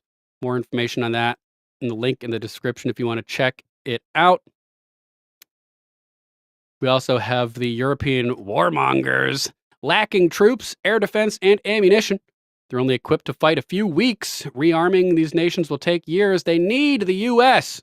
They want to keep this Ukraine war going over there. President Donald Trump has disrupted the old geopolitical arrangements favoring peace and prosperity over the forever wars of the globalist warmongers. Now Europe is eyeing a future in which the continent has to pay for its own defense. Oh no, you gotta stand on your fucking own? Good luck and good riddance. Because Europe is vulnerable and everyone knows it. Bloomberg reporting lacking troops, air defenses, and ammunition. The continent's frontline defenses are only equipped to repel an invasion from Russia for weeks at best without the U.S., according to defense officials who asked not to be identified, discussing sensitive information. Even if a complete American withdrawal is seen as extremely remote, a reduced U.S. presence would also have an impact. I say withdraw completely. And what's up to Apocryphal World Records? Good to see you. Thanks for tuning in again. Boom! I hope you had a good weekend. Let's see what we got next. Leftist UCLA law professor sparks uproar after calling for a military insurrection against President Trump. These people, man. Lunatics. Another radical leftist has been caught calling for violence against President Trump. Another Cullen Linebarger article at Gateway Pundit. TGP readers know leftists across America have issued countless calls for violence against members of the Trump administration for weeks, including the president himself. The situation has gotten so dire that agitators are now accosting the children of these officials. On Saturday, UCLA criminal law professor who should know better, Peter Aranella, posted a tweet saying that the U.S. military must launch an insurrection against President Trump in order to stop America from becoming an ally of Russia. Yes, he actually said the U.S. military must destroy democracy to prevent America from joining forces with an authoritarian regime. How dangerous and ironic. Quote, at this point, my only hope for the U.S. to avoid becoming an ally to Russia is a violent resistance by our military, he wrote. Tragic to say that because the military are trained to avoid any politically motivated intervention. Firing all the Joint Chief of Staff military leaders and replacing them with military acolytes of Trump anticipated that possibility and acted swiftly to minimize that type of intervention. Good. Ultimately, we will get what we deserve by giving Trump a second chance to destroy our democracy. Yeah, we'll get what we deserve. Access to a massive resource base in Russia that will help elevate the standard of living for all Americans. That's what we deserve, and that's what we're going to get. It's going to be good, man. Don't listen to these bullshit artists trying to trick you into hating the Russian people. Redonkulous. Cash Loren saying you're calling for treason. You lost. We won. Cry more, commie. P.T. Ward saying what you are calling for is disgraceful, and you shouldn't be so much as teaching cows how to moo, much less teaching the next generation of America. Resign, sir. This is not the way. Kim Heatum saying, tagging FBI Director Kash Patel and Secret Service, saying this man is hoping for a violent act against our president. He's encouraging someone to do it, and I fear for my president. Good thing people are calling these losers out. We need to stop this. Stop socialist tyranny. This individual at End Lib Tyranny. I'm a little confused about this because it's all about stopping socialist tyranny. They silence us. They take our money. They lock us up while letting criminals loose. Time to take a stand. But then it says satire and parody. So I don't know if everything that they're saying is satire or not. They've responded to our posts on X after Bulldozer has been retweeting our show, and he's complimented the show and me personally multiple times. So I would like to know if you're actually giving me at our show more importantly legitimate praise. Thank you. If you're a satire page that's mocking us as you compliment us, I can't even tell, man. Your page says satire and parody. Either way, it seems like they say the right stuff pretty much all the time. So I guess it's good. Thanks for the compliments. So we have another interesting development over here as the law firm Perkins Coie that Trump just stripped of their security clearances. And we did have video showing that they had a FBI section in their law firm for FBI embedded in the law firm. Mike Benz posting, if you have your head on your shoulders, you'll be asking yourself, why is DNC law firm highly connected to U.S. intelligence at the highest level agreeing to represent Republican we need to go into the Capitol January 6th insurrection poster boy Ray Epps? Perkins Coie representing Ray Epps? That is weird. And Jeff Carlson posting March 6th, Perkins Coie, DNC law firm, was responsible for Russian collusion hoax, Alpha Bank hoax, hired Fusion GPS. They hired Christopher Steele and his dossier, election law challenges, FBI workspace on site, likely access to NSA systems, Mark Elias, and Michael Sussman. And now Perkins Coie has agreed to represent Ray Epps in his lawsuit against Tucker Carlson. My, what a tangled web we weave. What a tangled web indeed. Desperate, Ray Epps enlists notorious damn Clinton operatives to threaten Tucker and Revolver News for January 6th reporting. Just the fact that you got Perkins Coie to represent you is another indicator to me that you're probably a Fed to some degree or another. Of course, that's just my opinion. I can't prove anything with a giant allegedly at the bottom of the screen. Metaphorically, Mabel 313. Good to see you, Mabel. Good to see you. I hope you had a good weekend. Thanks for tuning in. So crazy stuff, man. Crazy stuff. And here's the video showing the actual discovery of the FBI workstation via whistleblower at Perkins Coie reported to Matt Gaetz. Let's check out the video. The jury today, comprised of several Hillary Clinton donors, acquitted a lawyer called Michael Sussman of lying to the FBI. Now, who's Michael Sussman? Sussman is a former partner at the law firm Perkins Coie, the biggest Democratic firm, the firm that represented Hillary Clinton's campaign. And in that capacity at Perkins Coie, Sussman laundered false information about the Trump campaign to the FBI. So a pretty tight relationship between Sussman and the FBI. We're learning tonight much more about the connection between the FBI and Sussman's former law firm, Perkins Coie.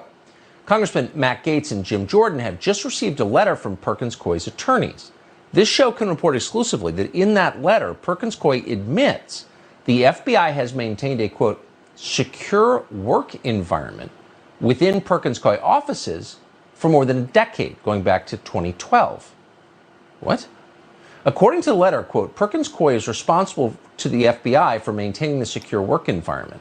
That workspace, whatever it is still in operation today. Ever heard of anything like this? No one we spoke to has.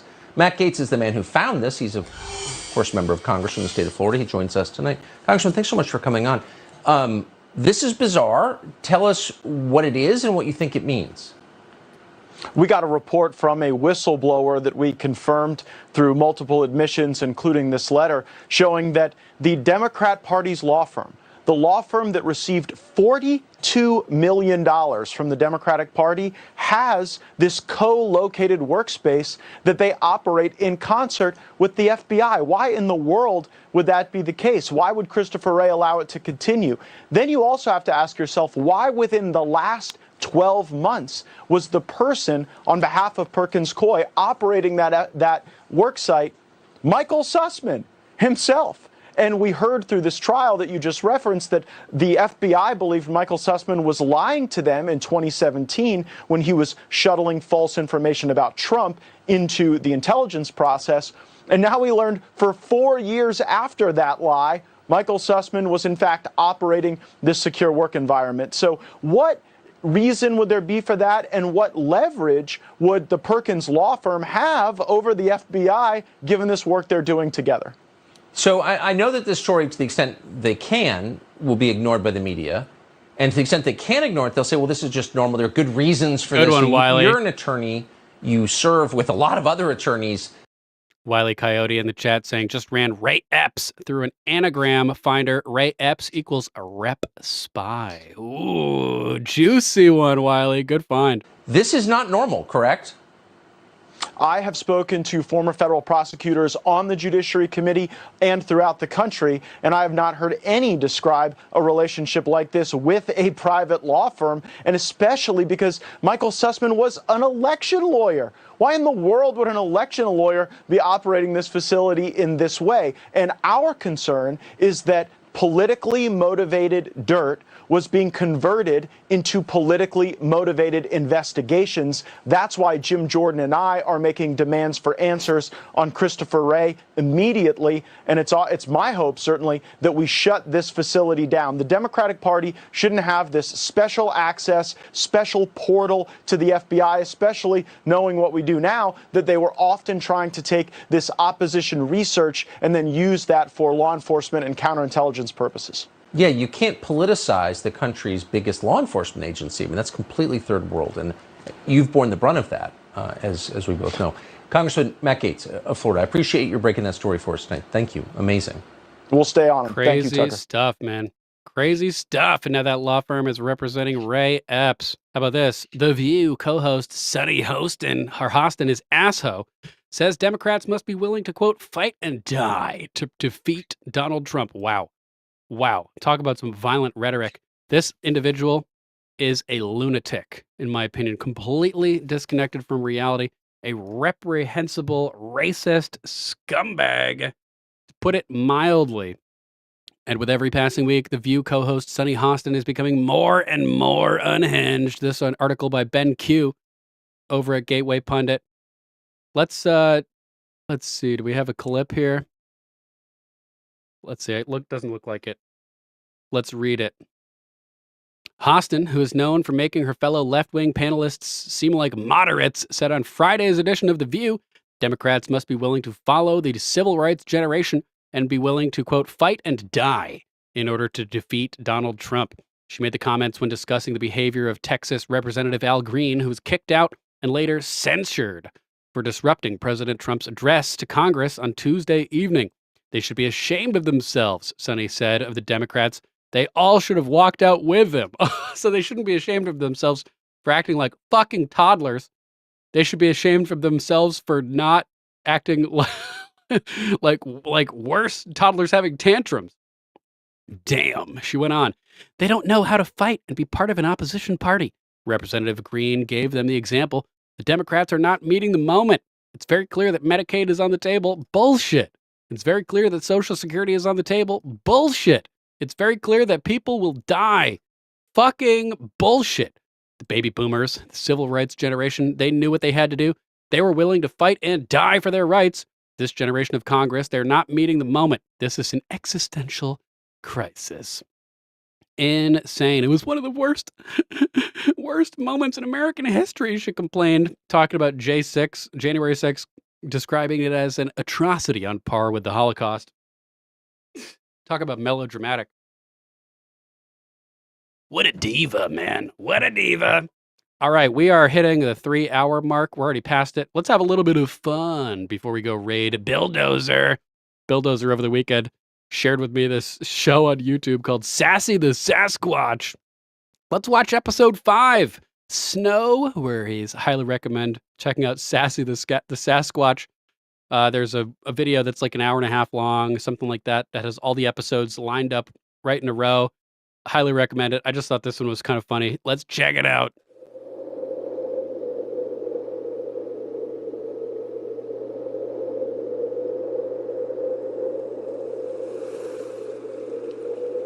Sassy!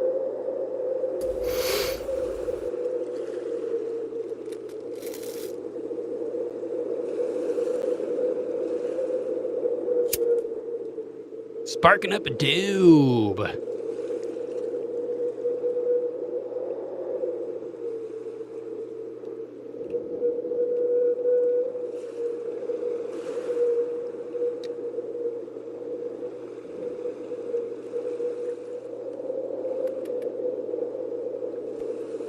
Oh, what?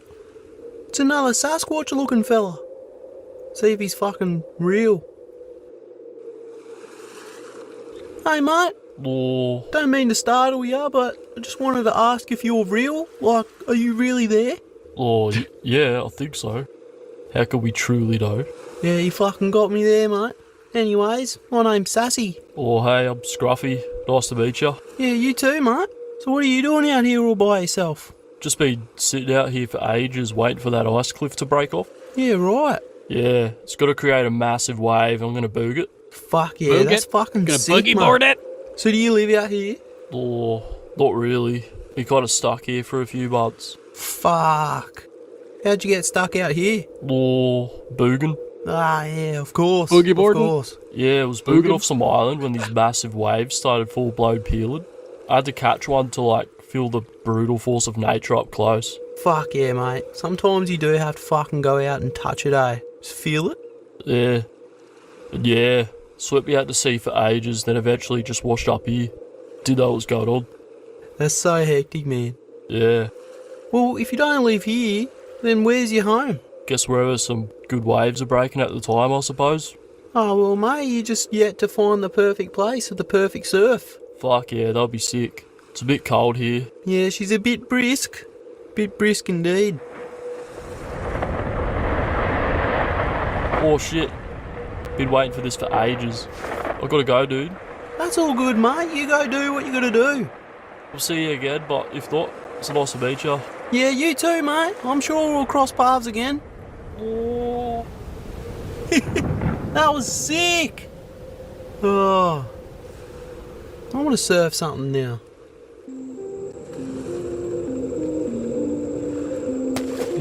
Light bulb. This made me think of Darth Jason.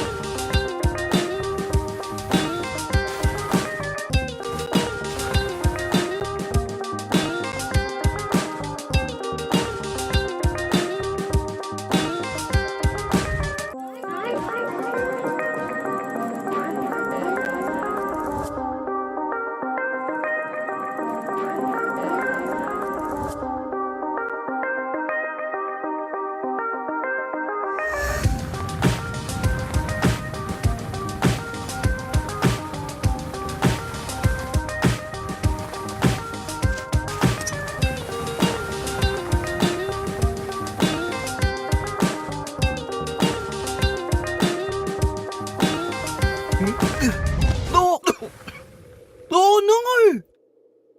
Oh, gonna miss that penguin. Whoa! Fuck yeah! Psychedelic, bruh.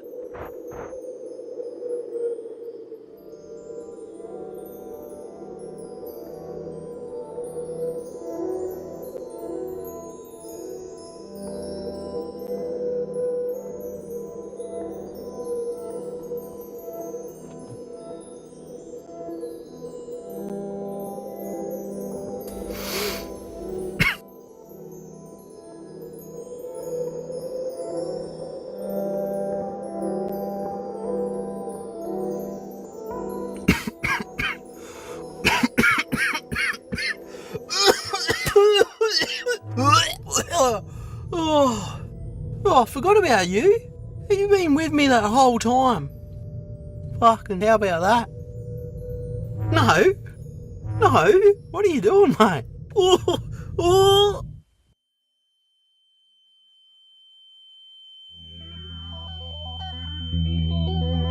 This was done in MS Paint. If you can believe it. Oh. Fuck. Finally. Jennifer Jupiter. Somebody normal for a change. What's up, Jen? Oh, what is that? That's so cool.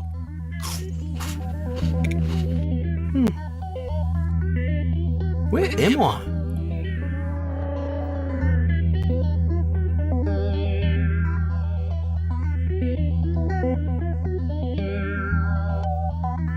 wonder how I get out to that area. Awesome music, too. Find and use the key. Whoa, where the fuck did you come from? What did you say, mate? Break out of this with a key? Oi, what did you say just before?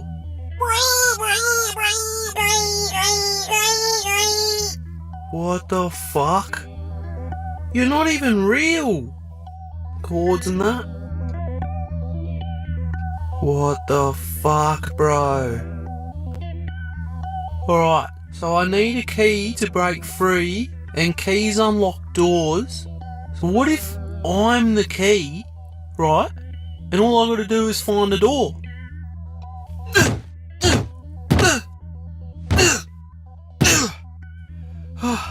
How the fuck am I supposed to... Oh, wait, I'm the key, so I can just use my imagination to fucking bust out and do whatever I want. Let's see, pretend I'm fucking Ant-Man when he goes real big. Just imagine I've got a little button on my hand. Fucking...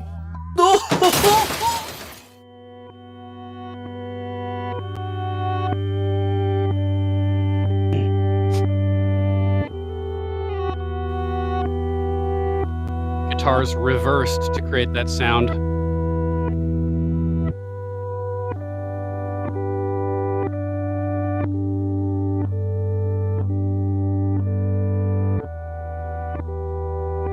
Whole thing, totally worth watching.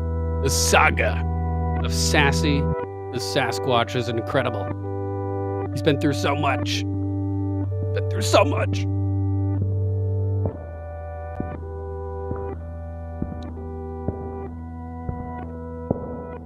Who's there? You. What's going on, mate? What? To be concluded. To continue to learn the rest of what happened to Sassy the Sasquatch, check out the Big Les Show Official over on YouTube at the Big Les Show Official. You guys would love it. They've got a video compiling all the Sassy the Sasquatch episodes together in one big long video that'll last you about 2 hours or so. Thanks, Bill Dozer, for sharing. We're going to raid Bill Dozer.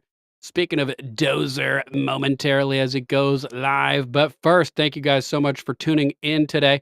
Make sure to throw Mama Mac some love over at alplama.com, your new herbal health guru.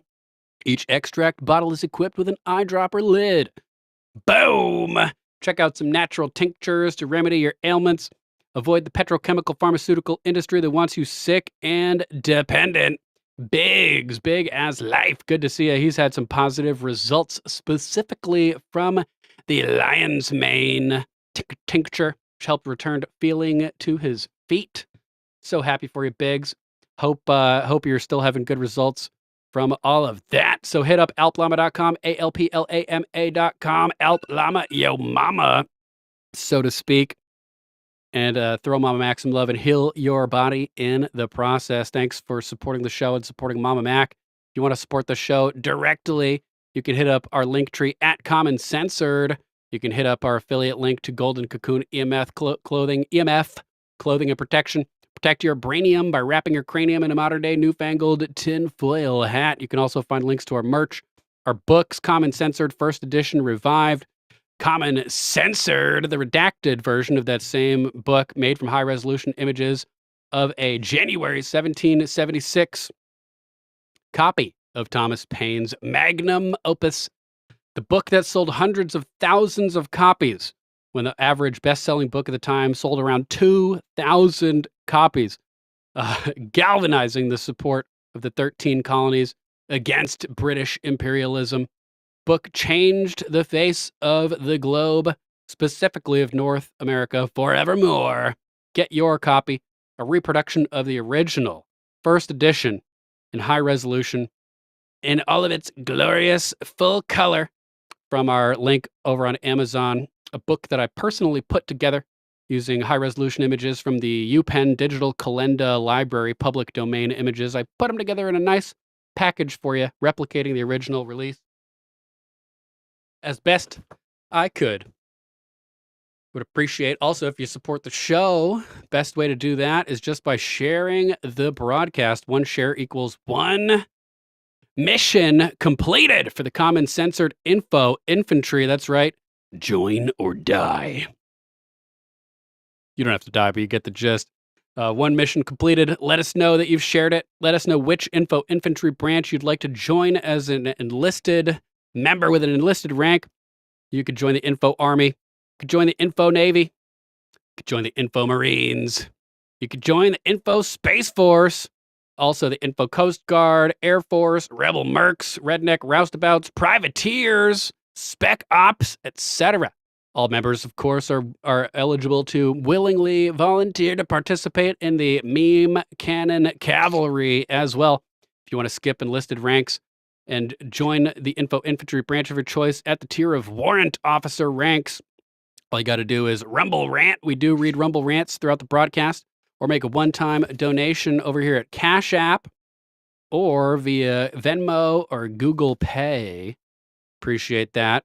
And if you want to skip enlisted and warrant officer ranks and join the info infantry branch of your choice as a commissioned officer, the equivalent of going to officers school, then hit that big, beautiful join button over on Rumble and commit to supporting the show monthly for 5 smackers, price of a nice large cup of coffee.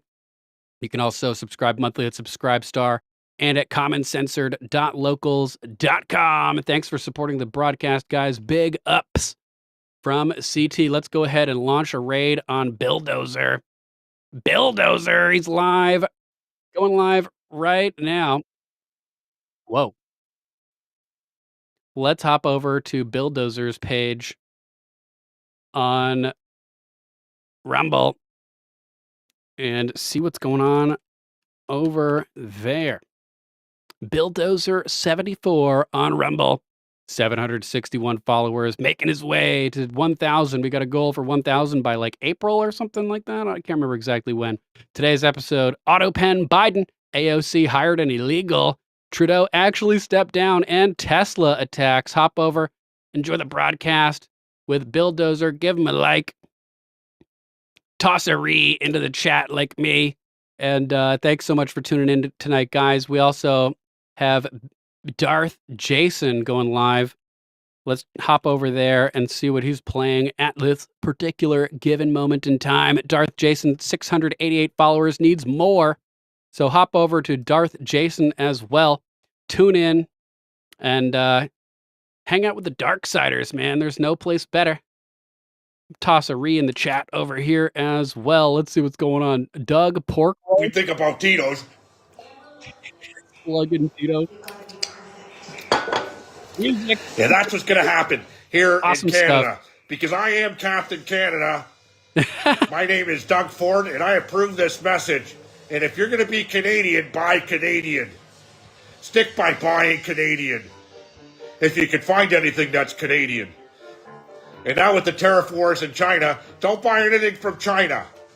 We're all done at Walmart. We're all done at Target. We're all done at Bucker 2, Bucker 3, Bucker 4, or whatever it's called. How am I doing so far? Is this... All right, guys. Thanks for tuning in today. We'll be back tomorrow for a Tuesday edition of Common Censored. We'll catch you then, all of you intrepid censored commoners.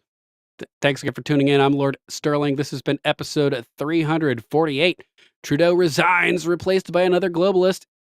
InfoWars reporter Jamie White tragically murdered yesterday. Cyber attacked potentially by Ukraine, although who knows? It seems like it'd be kind of stupid for Ukraine to leave their IP addresses accessible. Seems to fit more along the lines of Vault 7 CIA WikiLeaks, where they can leave digital fingerprints of any country they want to make it look like you're being hacked or cyber attacked by whatever country they want. So could this be another way to try to drag Trump and Elon into supporting the Ukraine war? I don't know. It'd make them hostile against Ukraine. Something weird's going on. Make sure to join us Monday through Friday, 6:45 p.m.-ish Eastern time as we cover all the crazy clown world clusterfuck chaos that is 2025. Use hashtag CommonCensored and hashtag InfoInfantry where applicable when you share the show. You can find us on X at LordSterling_. We're also on Truth, Getter, Gab, and Minds. Thank you again to our new followers over on Rumble. Don't forget, links to all of the sources for everything we covered today are actually already posted down in the video description on Rumble. And I'll be adding them to the, oh no, X for some reason didn't work today. So I'm going to have to reconnect to X, I guess, or something. But we'll be back tomorrow, guys. Thanks so much for tuning in. Hope you have a kick-ass week and that you had a great weekend. We will be back tomorrow. Until then, you know exactly what to do. Think for yourself. Question authority. Think for yourself. Question authority. Think for yourself. Question authority. Think for yourself. And smash that like button, guys. Catch you on the flip side. Until then, take it sleep.